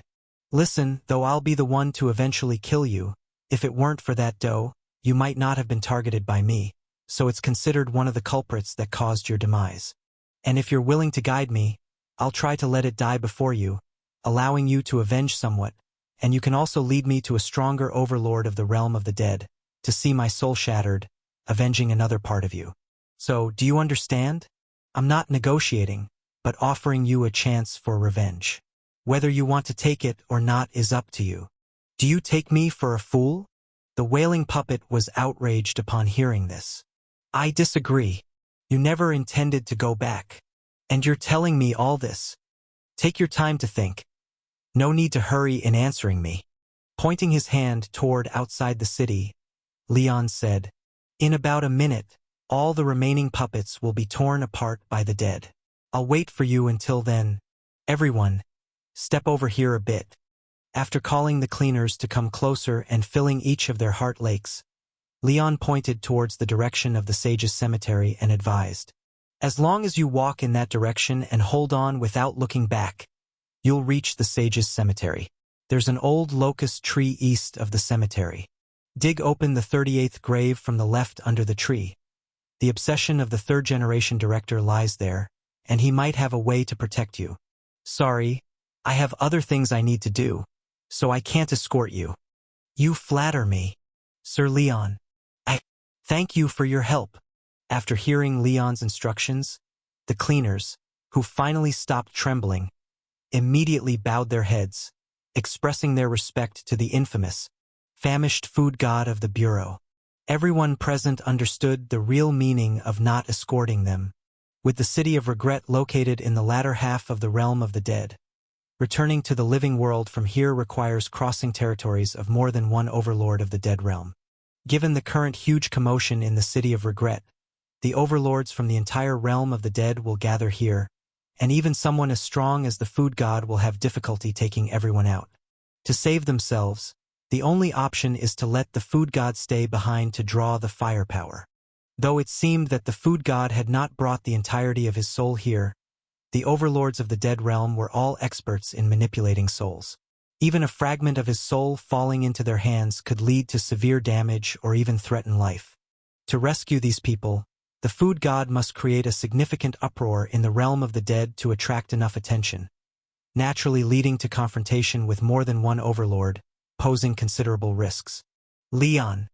After calling out, Emma pressed her lips hard, knowing that her objections would be futile, and Leon, understanding her intent, smiled and consoled her. It's only a quarter of my soul.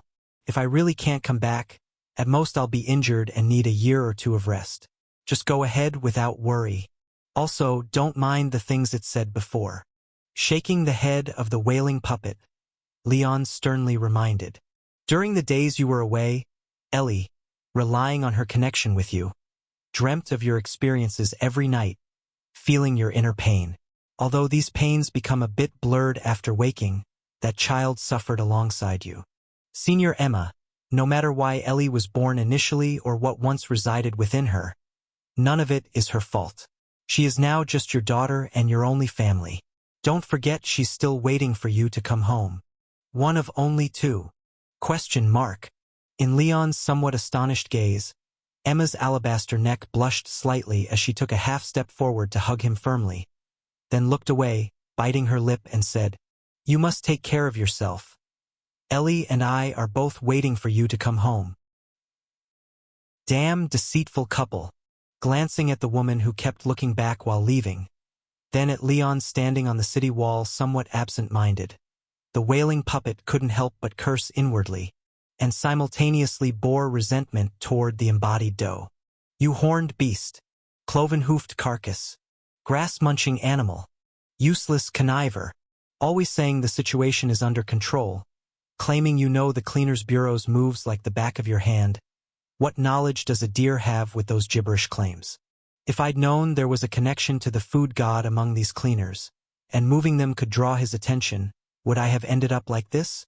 Moreover, when everyone worked together to drag the king's ship back from the kingdom of Sao, you said these hostages are safest with me, and damn it, these hostages are indeed safe, but I am done for. You damn well deserve it.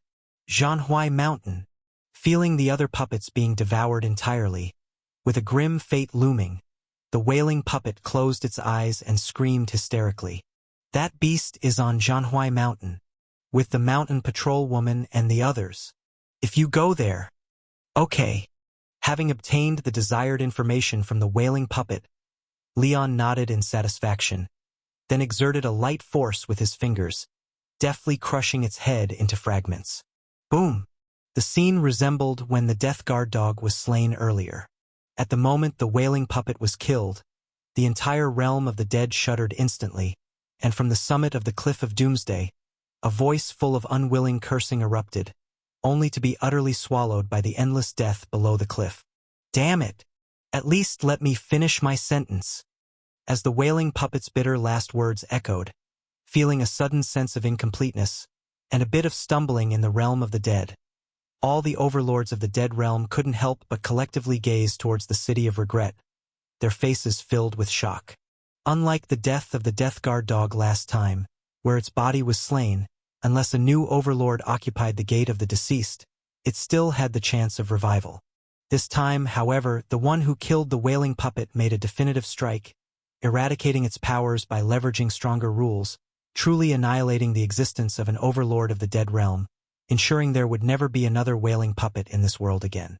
From now on, the creations of the wailing puppet, the ghostly mire and the city of regret, will entirely lose their effect and gradually collapse, leaving the once smoothly operating realm of the dead incomplete.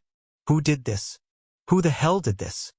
The demise of an overlord in the dead realm would lead to operational difficulties throughout the realm, affecting the power of all overlords, impacting everyone. Thus, upon realizing all of this, almost every overlord turned their gaze towards this occurrence. Even the no-return path, untouched for thousands of years, inadvertently arched slightly upward. And when their gazes reached the city of regret, all they saw were dissipating mists, over 70% of the city submerged in the marsh, and countless dead souls advancing deeper into the dead realm. 1, 2, 3, 4, 13. Feeling the number of gazes directed at him, confirming that he had caught the attention of all the overlords, thus creating an opportunity for Emma and the others to escape the realm of the dead. Leon took a deep breath and then his entire body began to rapidly swell. If it was the living world, constrained by the limitations of his physical form, except in cases like the Earth Sprout, bodies generally have limited expansion and cannot support overly large forms. However, within the dead realm that accepts only the soul, there are no such restraints. The size of beings can virtually grow indefinitely, until reaching the limit of their soul or the point where their power cannot support it.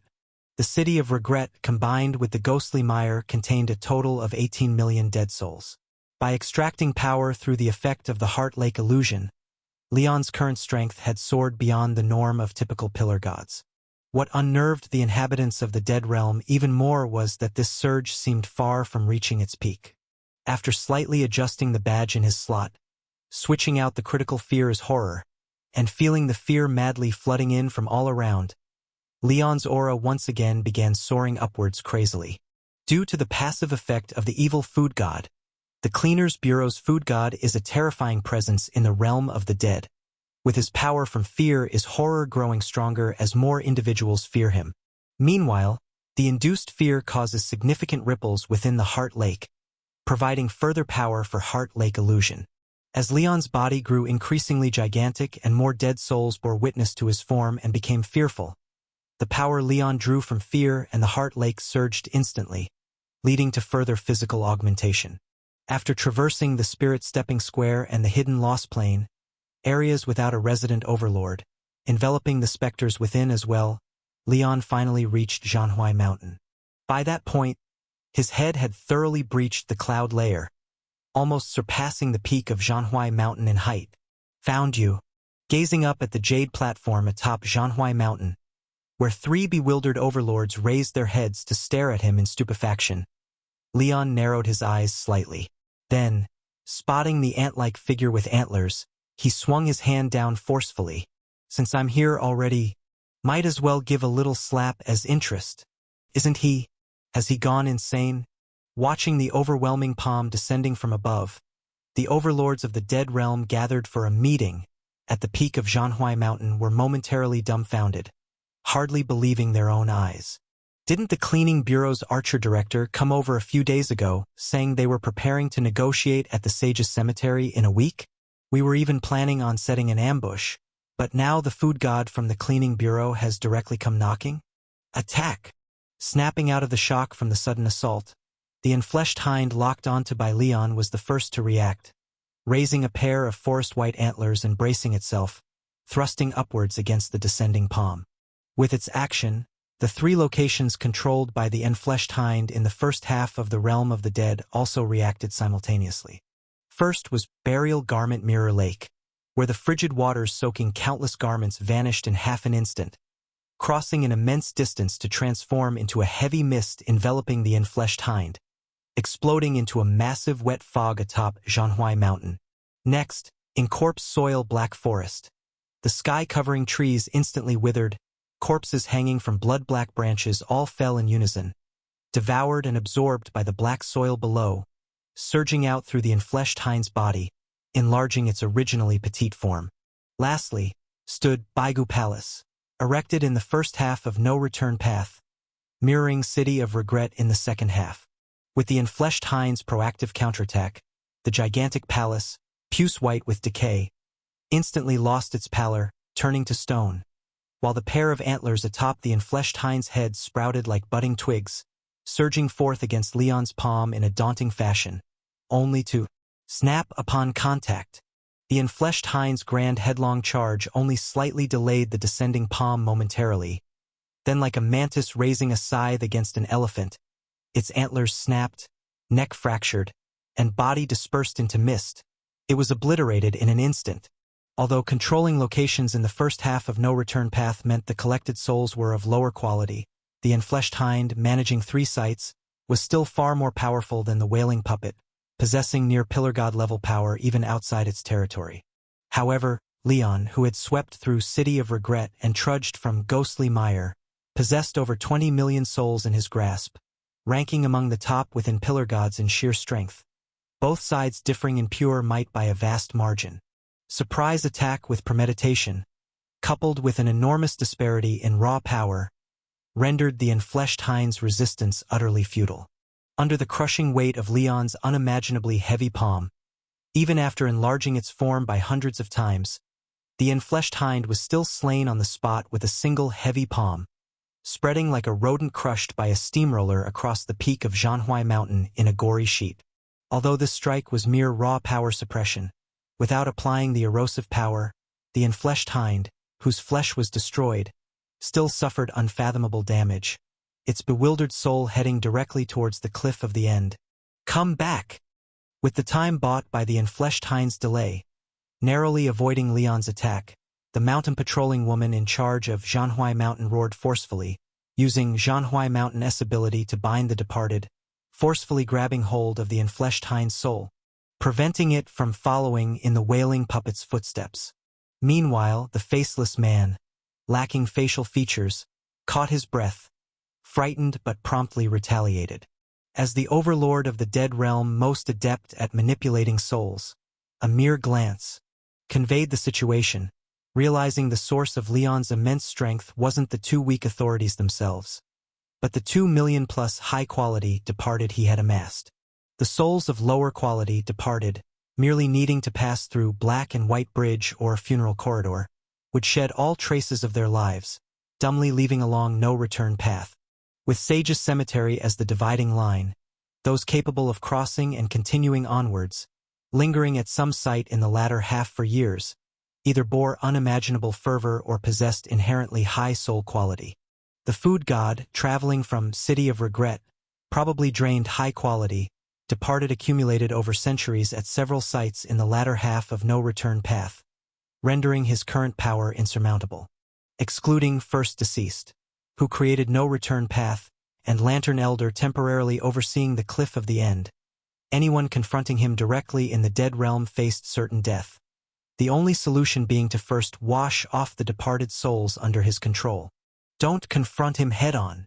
Shouting towards the mountain patrolling woman and the enfleshed hind, who was recomposing its body, the faceless man's form dispersed in an instant, vanishing from Zhanhui Mountain's peak, replaced by an ancient black and white stone bridge. After relocating black and white bridge in its entirety, before Leon initiated the next attack, the faceless man dismantled the enormous black and white stone bridge, transforming it into countless black or white strips of stone, rolling down along Zhanhui Mountain's ridge. Each leap of these rolling strips of stone on the ridge expanded their size in a sudden surge, akin to immense horizontal logs, crashing towards the countless departed at the mountain's base. Even before reaching their targets, the black or white gigantic strips acted like massive magnets, forcibly drawing all nearby departed towards them, and relying on the rules of the black and white bridge, stripped away all the departed's joyful or painful memories. With memories forcibly extracted, the departed, their minds blank, lost the ability to yield fear. The agitated Heart Lake naturally calmed swiftly, breaking free from the dual extraction of Heart Lake insignia and Nightmare Terror. Quite a swift reaction. Seeing the overlords of the dead realm had pinpointed his weakness, launching an attack on his source of strength, Leon couldn't help but sigh inwardly.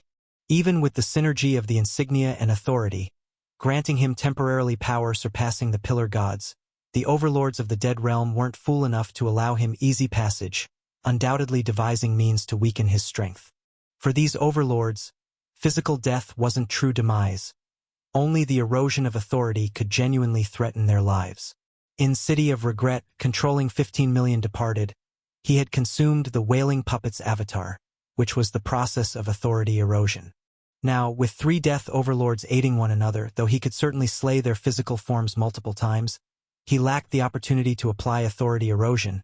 It seems this is as far as this attempt will go. Perhaps not necessarily? Food God. Noticing that Leon had stopped his attack and turned back hesitantly, seemingly contemplating an escape, the self-assured mountain patroller, believing she had control over the situation, couldn't help but shout fiercely, "Give it up! You can't possibly get away now!" As she spoke, she glanced at the cracked Zhanhui Mountain, then said with deep resentment, "The foundation of the realm of the dead is something a short-lived human like you could never comprehend. Even other overlords of the dead realm, once they enter my Zhanhui Mountain, cannot leave without my permission and can only wander endlessly on the mountain. The same goes for you. There's only a path of death once you've entered the boundary of Zhanhui Mountain. And for invading my territory and as the price for damaging the ring platform at the mountain top, after capturing your soul, I'll make sure you—" "Wait a minute." Hearing this, Leon was slightly stunned, then retracted his gaze from the first half of the realm of the dead, which belonged to the Baigu Palace of the Embodied Do, and asked with a frown. Are you saying that without your agreement, I can't leave the area at the foot of Zhanhui Mountain? That's right. The mountain patroller sneered. And besides being unable to leave if I don't agree, you can't even die. Quite a number of cleaners from your cleaners bureau have reached me, but the majority of them are still wandering in Zhanhui Mountain, and you'll become one of them. Wandering in Zhanhui Mountain? Upon hearing the mountain patroller's words, Leon's brows furrowed even tighter. What do you mean? I mean, how could I miss out on such excellent human souls as cleaners?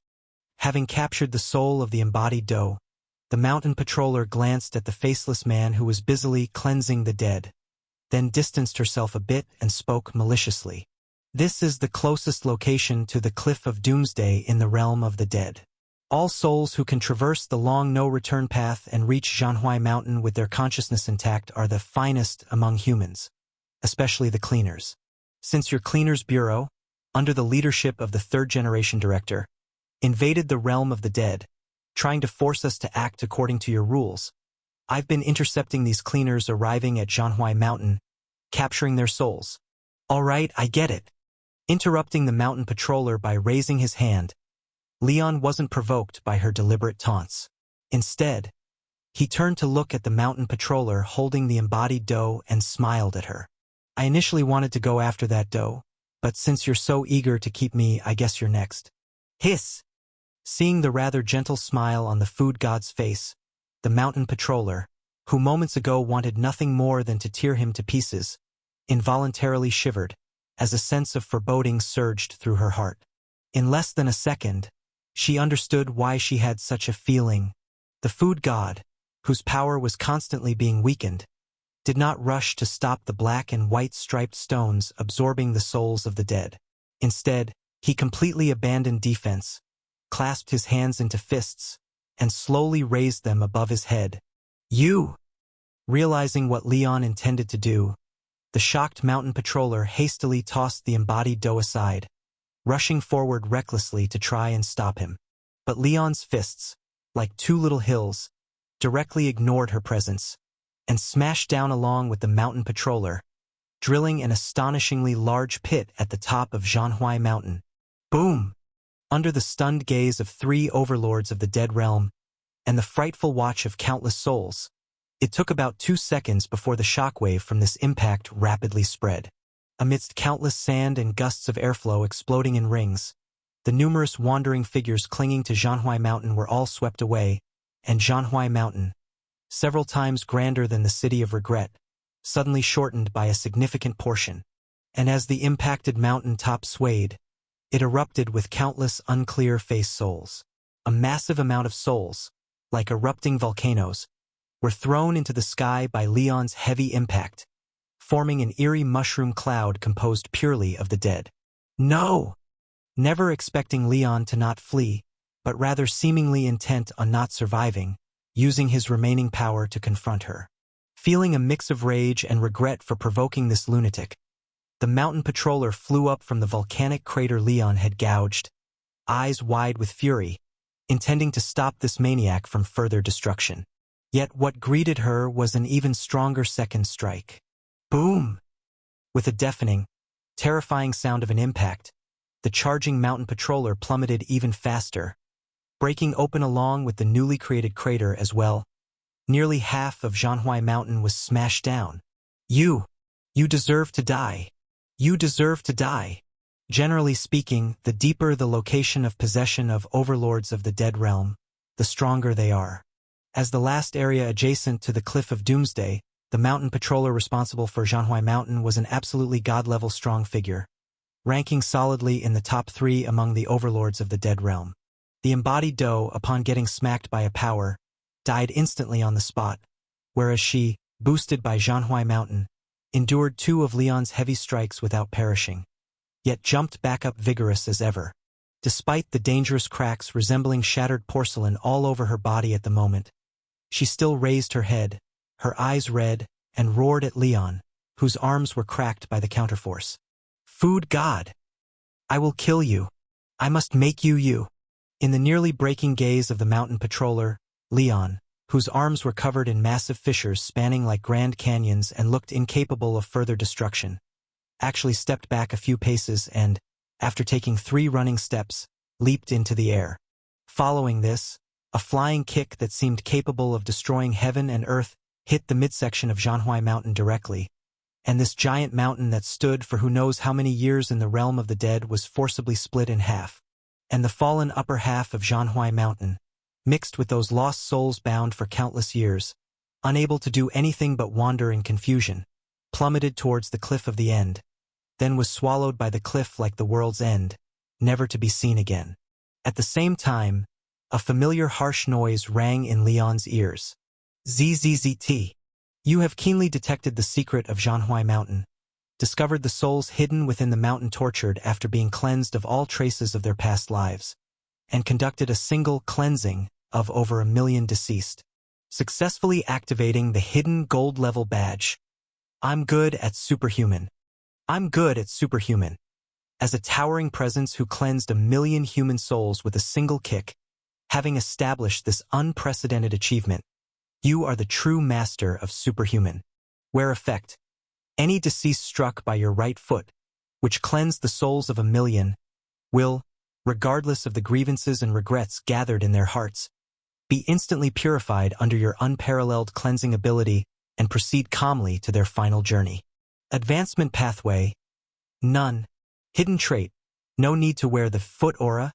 You leave will carry a weakened version of the kick effect. Merely coming into contact with the footprint guessed by you can clear all distractions from ordinary souls' minds. What the hell? I'm good at being a superhuman. What a damned name. Looking at the newly forming badge on the panel, Leon's mouth twitched speechlessly. Then he got up, leaning against the half-collapsed side of Zhanhui Mountain, ready to completely smash this cursed place while he still had the strength, pushing the remaining half of the mountain into the cliff of the end. Yet after several intense collisions, the surrounding dead were blown away en masse by the shockwaves, and coupled with the constant absorption by the black and white stone bars released by the faceless man, the number of the dead that Leon had swept in along the way had dwindled to less than half of the original. Having lost these power-supplying batteries, Leon's originally gigantic godlike body began to uncontrollably shrink in an instant, shrinking by more than half in the blink of an eye, and his strength fell from the level of a pillar god, descending to the rank of a powerful true god. And at the moment when his strength slid from the level of a pillar god, the previously free-moving Leon suddenly felt his form freeze, experiencing for the first time the influence from Zhanhui Mountain, and his entire soul began to turn turbid and confused. Finally caught him. Since Leon had slapped the corporeal harlot deer to death, the mountain-guarding woman had been continuously mobilizing the rules of Zhanhui Mountain, attempting to exert influence on his soul, but each time it was rebuffed by the rapidly expanding Heart Lake and the powers of fear. Seeing the capture finally completed and having successfully locked onto Leon's soul, the mountain-guarding woman, covered in cracks, flew up from Zhanhui Mountain, raised her hands aimed at Leon above, who was also covered in cracks, and clenched her teeth fiercely. "Stand still for me." With the mountain-guarding woman's ear-splitting scream, Leon, who was continuing to destroy the mountain body, involuntarily swayed slightly. Then, as though sealed behind a curtain of rain and glass, he transformed into a blurred shadow, and some things more important than the body were also suffering extremely terrible impacts. Memory, emotion, thought, cognition, a large amount of intangible, formless elements that constituted Leon as a human being, yet were untouchable, were being crazily eroded by the rules of Zhanhui Mountain and were being continuously extracted from the depths of his soul. As those clear and profound memories swiftly became shrouded in a shadowy haze, Leon couldn't even ascertain his own original facial features, and his facial contours also began to blur gradually. It's done. Seeing Leon's features lose clarity, and the resolute and ruthless expression in his eyes turn to bewilderment, the faceless man, who had already withdrawn from the range of Zhanhui Mountain, heaved a sigh of relief, realizing that the food god Chaos was about to come to an end. As the last stop before the cliff of the end, the ability of Zhanhui Mountain to purify souls is the strongest in the entire realm of the dead.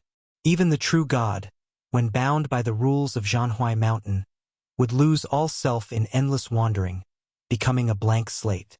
And after the mountain-guarding woman captured the soul fragment of the food god, she could even extend the power of these purification rules outwards, wiping away the memory and thoughts of the food god's true self, turning it into an unknowing empty shell as well. Food god. Watching Leon stop his actions unconsciously, having successfully captured him, the mountain-guarding woman couldn't help but grit her teeth and utter a low growl, flying swiftly toward the bewildered Leon imbued with hatred and anger consuming her every organ. Because of the food god's recent standard Leo kick, the mountaintop part of Zhanhui Mountain was completely obliterated, its volume reduced by nearly a quarter. Adding to that the few desperate hard smashes before and after the kick, her Zhanhui Mountain had already collapsed by more than half. What's even worse is that with the rule damage caused by the collapse of the mountain, not only the high-quality souls specially sealed at the mountain peak were sent away by the food god's kick, but even those relatively ordinary souls from the mid-mountain downwards were crazily leaking uncontrollably. Considering the current damage degree of Zhanhui Mountain, it would take at least 100 years to complete the repair. But at the current rate of soul loss, it might not even take 3 to 5 years before all souls in Zhanhui Mountain would be completely drained, leaving none. It could be said that the food god's recent kick directly evacuated 99% of her thousands of years-old accumulations, compared to those high-quality souls which are considered the essence of humanity. Even if she could capture the food god's soul and tear him into pieces, it would not even make up for a tenth of it. Additionally, the damaged Zhanhui Mountain also requires her own repairs, a process that will once again consume a huge amount of her own essence and take decades, making her future fall from the power level of a pillar god inevitable although she remains strong for now. Judging the damage extent of Zhanhui Mountain, she might completely lose her current status, abruptly falling from being one of the strongest overlords of the dead realm to become a third-rate existence similar to the watchdog that had been eaten by the food god. Gone. Everything's gone.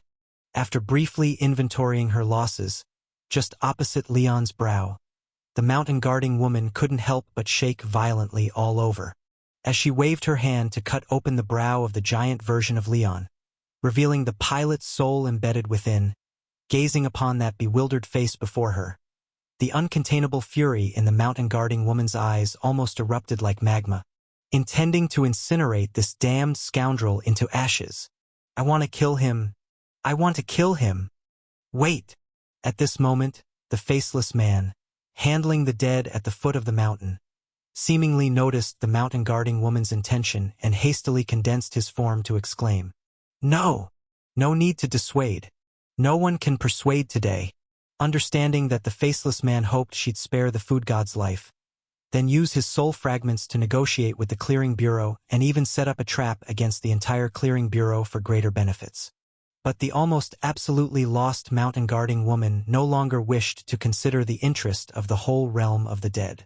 The only thing she desired now was to dismember the food god, who had ruined everything for her with reckless abandon, then follow the soul fragments to wipe him into an idiot. Prepare to become like the dead of your Clearing Bureau, eternally wandering as a Zhanhui soul within Zhanhui Mountain. With the thrill of fulfilled vengeance, the mountain-guarding woman reached out toward the bewildered Leon, forcibly extracted him from the colossal shell formed by Heart Lake and fear, and crudely pulled him in front of herself, clutching his throat then. "It's really not easy." A calm exclamation resonated driftedly into her soul with the violent tremors of the mountain-guarding woman's heart.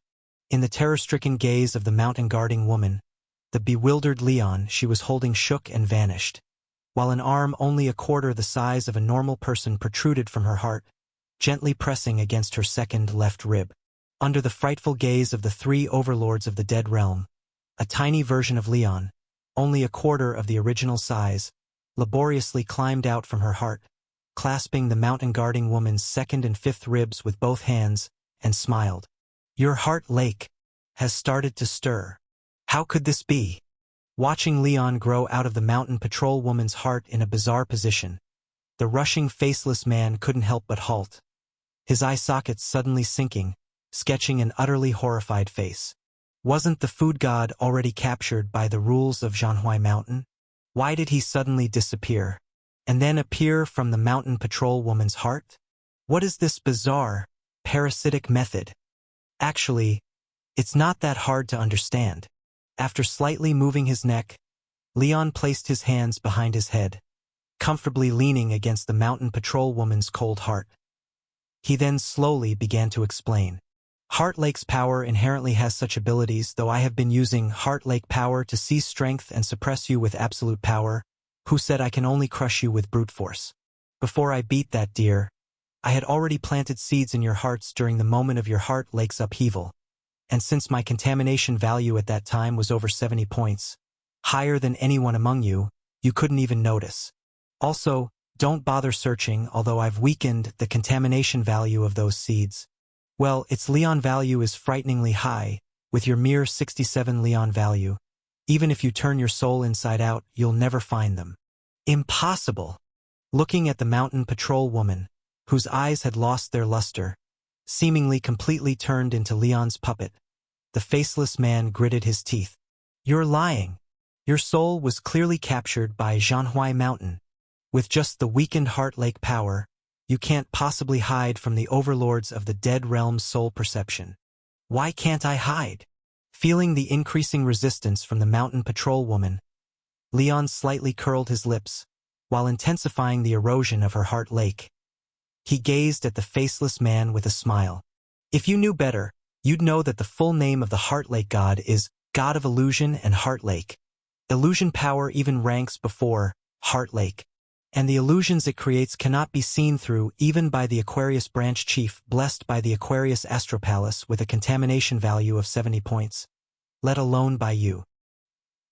Moreover, the confrontation between true gods is not only about who falls first under the other's power, but also the clash of contamination values. Staring at the silent, faceless man, Leon continued boasting arrogantly while riding on the mountain patrol woman in Heart Lake, desperately speeding up the erosion. Though Illusion and Heart Lake are not strong powers and cannot withstand a direct encounter with the three of you, this doesn't mean these two powers are worthless. As long as you show a flaw, these weak second-rate powers can still work as usual. And when I appeared with 2 million dead souls, not only did I shake your Heart Lakes and create sufficient flaws, but I also accumulated a contamination value as high as 73 points. Under such massive contamination value, no matter how weak the power is, it will possess shit. With an inexplicable curse, Leon's expression changed suddenly while he was speaking eloquently. He shrank his head back swiftly, retreating into the mountain patrol woman's heart.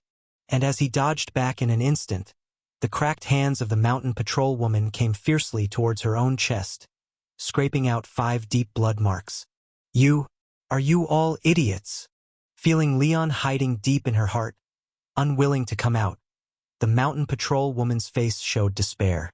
She then turned to the bewildered Imbidi Do and faceless man in fury, yelling, "He's just a quarter of a soul fragment. He only wields second-rate powers that aren't as strong as they appear. He definitely can't control me instantly. You just needed to attack my body before he fully entered my Heart Lake to interrupt the erosion and force him out. Damn it! You did nothing about it just now. Just standing there listening to him spout nonsense." The mountain patrol woman, filled with despair, hysterically shouted at Imbidi Do and faceless man. The two looked at each other, momentarily not knowing what to say. So, the food god was just stalling for time? Did we fall for it? Don't be mad. They can't really be blamed for this. Leon's face suddenly popped up again, earnestly persuading. People always act in self-interest, even the dead. You were defeated too fast, too abruptly. They obviously cannot dare to approach recklessly without clarifying the situation and ensuring their own safety first. Moreover, I told them just now that they, too, have the seeds planted inside them, and to avoid becoming my steed like you, they would definitely check themselves first. As Leon dodged the furious mountain patrol woman's attack by shrinking his head back again, he sighed, continuing to erode her Heart Lake amid her emotional turmoil, shaking his head helplessly. Such a temper. Okay, if you don't want to hear it, I won't say it. Hey, can't hit me. You. Arg. Faced with Leon's intentional provocation, despite knowing he was deliberately stimulating, The mountain patrol woman's heart lake trembled madly once more, enduring more erosion from Leon's soul fragment while the faceless man and Imbidi Do quickly intervened. No, don't get agitated. Calm down. Calm down. After finally soothing the furious mountain patrol woman, the faceless man rapidly pondered the current situation, then began analyzing. Actually, this doesn't necessarily have to be a bad thing. Hearing the faceless man's words, the mountain patrol woman, who had just suppressed her anger, widened her eyes in disbelief, her breath hastening suddenly. Not a bad thing. Is that human speech? Why not replace me as his steed then? Calm down. Relax. Noticing Leon's mouth emerging from the mountain patrol woman's chest again, the faceless man hastily raised a hand to press downward, signaling her to stabilize her heart lake and maintain the pressure on Leon's soul fragment, then coldly stared at Leon in her heart. Food God, regardless of what you say, I am certain that I didn't see wrong. Zhanhui Mountain's rules definitely hit you. Do you even remember what your face looks like? My face. Upon hearing the faceless man's inquiry, Leon's soul fragment fell silent for a moment, not immediately responding. The faceless man wasn't wrong. Leon had indeed been directly hit by the rules of Zhanhui Mountain earlier, and he suffered quite severe effects. After all, he had already fallen to a contamination value of 70 as a Taurus level, and while the mountain patrol woman was severely injured, she was still a genuine Taurus level overlord of the Dead Realm. It wasn't as easy to invade her heart lake as he had just claimed. Without truly letting her catch him and creating an extremely intense emotional fluctuation, given her level of defense over her heart lake, he might not have been able to breach it while he was significantly weakened. And even though he had previously touched Zhanhui Mountain and received resistance bonuses from materialism, being directly hit by the rules of an overlord of the Dead Realm still cost him a lot. Under the frightening erosion of Zhanhui Mountain's presence, his memory, emotions, thoughts, and even cognition were affected to some extent, causing his self-awareness to become blurred. To avoid being taken down before making a counterattack, his thoughts and awareness couldn't falter, so he deliberately guided Zhanhui Mountain's erosion of his self towards other areas, choosing to affect his perception and memory of his appearance. Although because the time he spent being torn at was short, he didn't forget his entire appearance, it still caused some memory blurring. Even this soul fragment and likely the main body was affected. Looks like I guessed right. After waiting for a moment and seeing Leon not refute, the faceless man's mouth, perhaps where his mouth would be, curled slightly, continuing to probe. Food God, people like you should know that the body is just a shell. The soul is the essence of you humans. Your soul fragment has already shown damage after being hit by Zhanhui Mountain's rules. If you can immediately return to the living world and merge with your main soul, you might recover with its nurturing. But if you stay in the Dead Realm, with the split experiences and encounters you've been through, you might truly separate from your original soul and never be able to merge again. Also, if I'm not mistaken, your main body may have touched the threshold of the true God but hasn't truly crossed it, right? If you don't answer, I'll take that as your default admission. Seeing the Food God, who was dominant just now, being utterly suppressed by himself in the battle of words, unable to even retort, the faceless man's mouth widened with an eerie expression as he continued to press. For your human souls, minor damages are like trivial cuts that can heal over time, but major soul damage is like a severed finger or even amputation. Once lost, it's irretrievable. Food God, although we cannot destroy your soul now, if this quarter of your soul remains in the Dead Realm, it would be akin to having 2 legs cut off. And the soul is truly a person's limit. A complete soul is crucial for anyone. Damage to the soul could even affect one's understanding of the rules. Food God, with 2 legs left in the Dead Realm, and a quarter of your upper limit gone, do you still have the ability to cross that threshold? Food God, are you not going to speak? What am I supposed to say? Faced with the faceless man's overbearing questioning, Leon, hiding deep in the heart lake of the mountain patrol woman, couldn't help but curl his lip, filled with disdain. I'm not a chatterbox. Earlier, I was willing to chat to buy time, to scare you 2 fools into not rushing to save someone. If I keep chatting with you now, it would be pure intelligence leakage. I'd have to be crazy to engage with you further. However, unfortunately, Leon's choice to remain silent to avoid intelligence leakage seemed to be misunderstood as guilt and hesitation. The faceless man, who had gained the upper hand through words, seemed to be encouraged, and began to nag at the heart of the mountain patrol woman. He started with some speculation and analysis, then moved on to promises and persuasion. You're really clueless, huh? Bothered by his noisy chatter, Leon finally couldn't help but poke his head out again after a long silence. In the surprised eyes of the three overlords of the dead realm, he asked the faceless man, "What did you just say?" "What did I say?" The faceless man paused, then responded, "I asked if you still aren't going to speak." "Not that one." Leon shook his head. "A bit further back. A bit further back. The soul is the essence of you humans?" "No, further back. Keep going to the very beginning." "The very beginning?"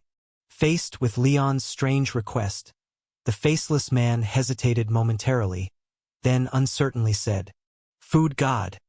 No matter what you say, I'm sure my eyes haven't deceived me." "Yes, that's the one." Leon nodded with satisfaction. Then, under the flickering light of the words betray badge, disdainfully retorted to the faceless man, "Your face looks like a big pancake with no eyeballs. Where did you find the nerve to say you're sure your eyes haven't deceived you? Do you turn around and take a look?" "You? What did you say?" Seeing Leon with a large child's broad-brimmed hat that covered half his face, Capricorn Director dragged him back from beside the forge. The silver-haired old lady, full of fatigue, was suddenly furious. "You left a quarter of your soul in the dead realm and lost contact with that part? Well." Feeling the burgeoning, or rather boiling, anger of the Taurus Director, the death-tide card source who had been dominating the dead realm a while ago couldn't help but shrink his neck, admitting sheepishly, "But it's just left there, not really in danger.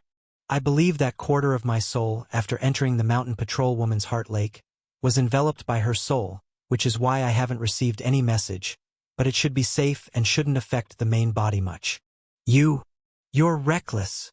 Seeing him causing such a huge ruckus quietly, Leon single-handedly took down an overlord of the dead realm with just a quarter of a soul, making Taurus Director feel both love and hate. She tried to hold back, but eventually couldn't resist, scolding him thoroughly. "Did Olivia teach you to act like this? You're a director now. Can you be more stable? Stop acting wild like her. That bastard's reckless behavior is beyond help. Do you really have to emulate everything she does? That silly girl isn't afraid of danger because she has the anomaly set I gave her. She thinks she's immortal. You have nothing, yet dare to go straight to the dead realm? Do you? You want to anger me to death. I had no other choice."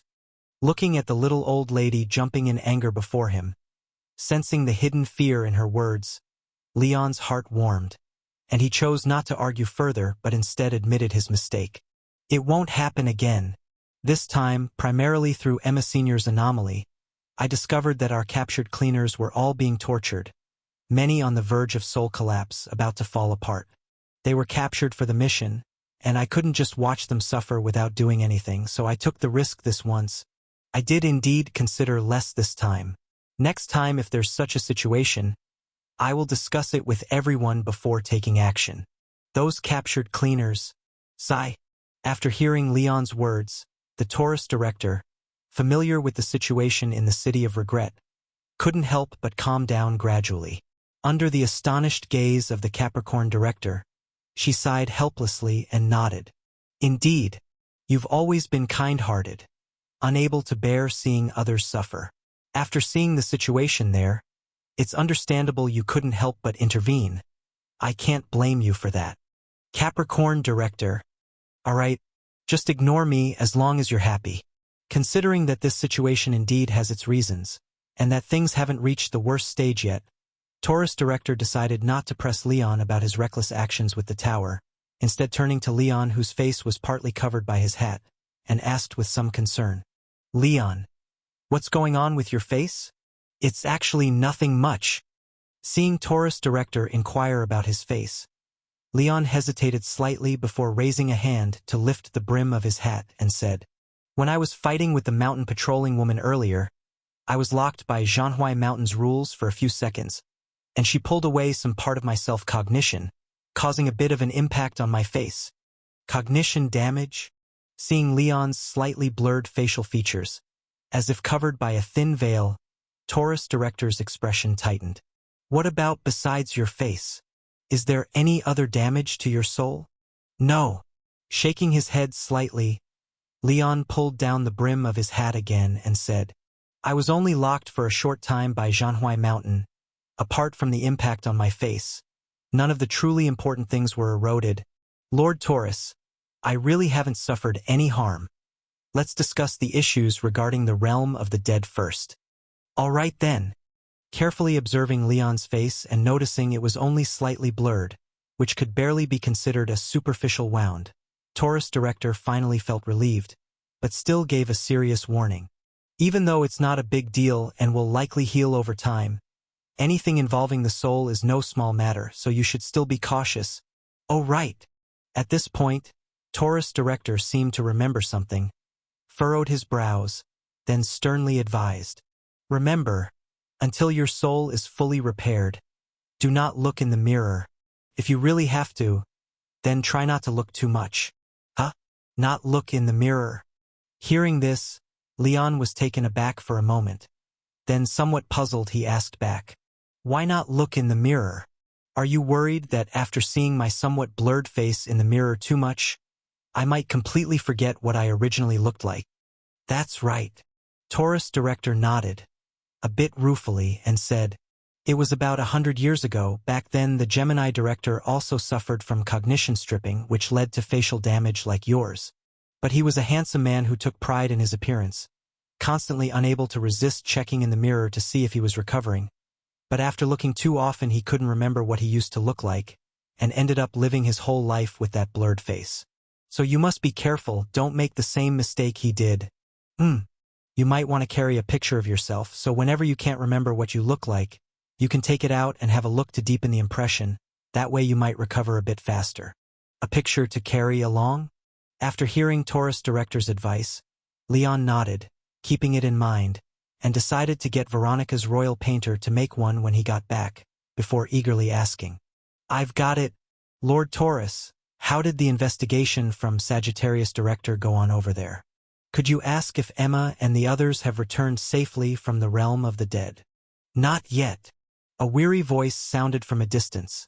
The large mirror in the main hall of Taurus Pavilion wavered, revealing the stern and square face of Sagittarius Director. Glancing at Leon with the wide-brimmed hat, the Sagittarius Director in the mirror slightly shifted, revealing the sky behind him, entirely blocked by crow reports. Then, with a somewhat helpless expression, said, "The black and white bridge has been moved by the faceless man. Grandma Crow-Eye has released all the crow reports, and Yellow Springs has been self-dug and cut off by cavity-winding worm, while no return path was severed in several closed-off locations. The way back to the living world has been blocked off. They probably can't come back for now." "How could this happen?" Hearing this, Leon's heart skipped a beat, and he hurriedly asked, "Why? Why, you ask? Because of what you did. Don't you see that?" Sagittarius Director seemed provoked by Leon's questioning, took several deep breaths to regain composure, then with not a very pleasant expression answered, "Because someone took less than half a day to brutally slaughter an overlord of the dead realm, knocked the entire city of regret into the bottom of the ghostly mire, dragged 2 million deceased along deep inside, and then kicked down half the Zhanhui Mountain, nearly killing the mountain patrolling woman and the incarnated doe." Summing up Leon's combat achievements, and looking at the speechless Leon on the other side of the mirror, Sagittarius Director couldn't help but scold with a darkened face. "If you were those overlords of the dead realm, would you not run upon hearing such news? Would they just wait on the no-return path to be slaughtered by you? They're dead, but they're not stupid. Seems true, doesn't it?" All right, everyone calm down." Seeing Leon's face slightly reddened from the scolding, with an awkward expression, Taurus Director couldn't help but intervene to mediate. Ultimately, it's the issue with the wailing puppet. If it hadn't tormented our people, Leon wouldn't have gone down to deal with it, so even though Leon was a bit impulsive this time, his heart was in the right place. What's the situation on your side? Over here. The situation's not good. Setting aside Leon's unauthorized actions for now, closing his eyes slightly, Sagittarius Director adjusted the mirror to show the chaotic scene in the realm of the dead, describing with a bit of dread. The second half of the situation is unclear, but on the first half of the no-return road, all overlords not at the Pillar God level have abandoned their territories, leaving all the deceased trapped on the road. And those ordinary deceased without special abilities or significant regrets, from entering the gate of the deceased till they fall from the cliff of the end, it typically takes about 3 years. If the latter half of the realm is in the same nearly stagnant state as the first, there are now roughly 80 to 90 million deceased stuck on the no-return path, and if we include those hard-to-purify deceased. At this, Sagittarius Director paused. Then looking at the endless procession of deceased below with an extremely grim face said, "The total number of deceased currently stuck on the no-return path may have already surpassed 1 billion. Facing the appalling figures summed up by Sagittarius Director, the three on the other side of the mirror couldn't help but fall silent. The administration of cleanliness had always shown retreats toward the overlords of the dead realm repeatedly. Even the most powerful third generation didn't bring them all down in one go, fearing exactly this kind of situation. If the overlords really all ran off, leaving the deceased on the road unattended, and this near-billion group of deceased were blocked in the realm for a year, the new births in the living world would decrease by 20 to 30 million, and if things went worse, unable to end swiftly and entering a stalemate,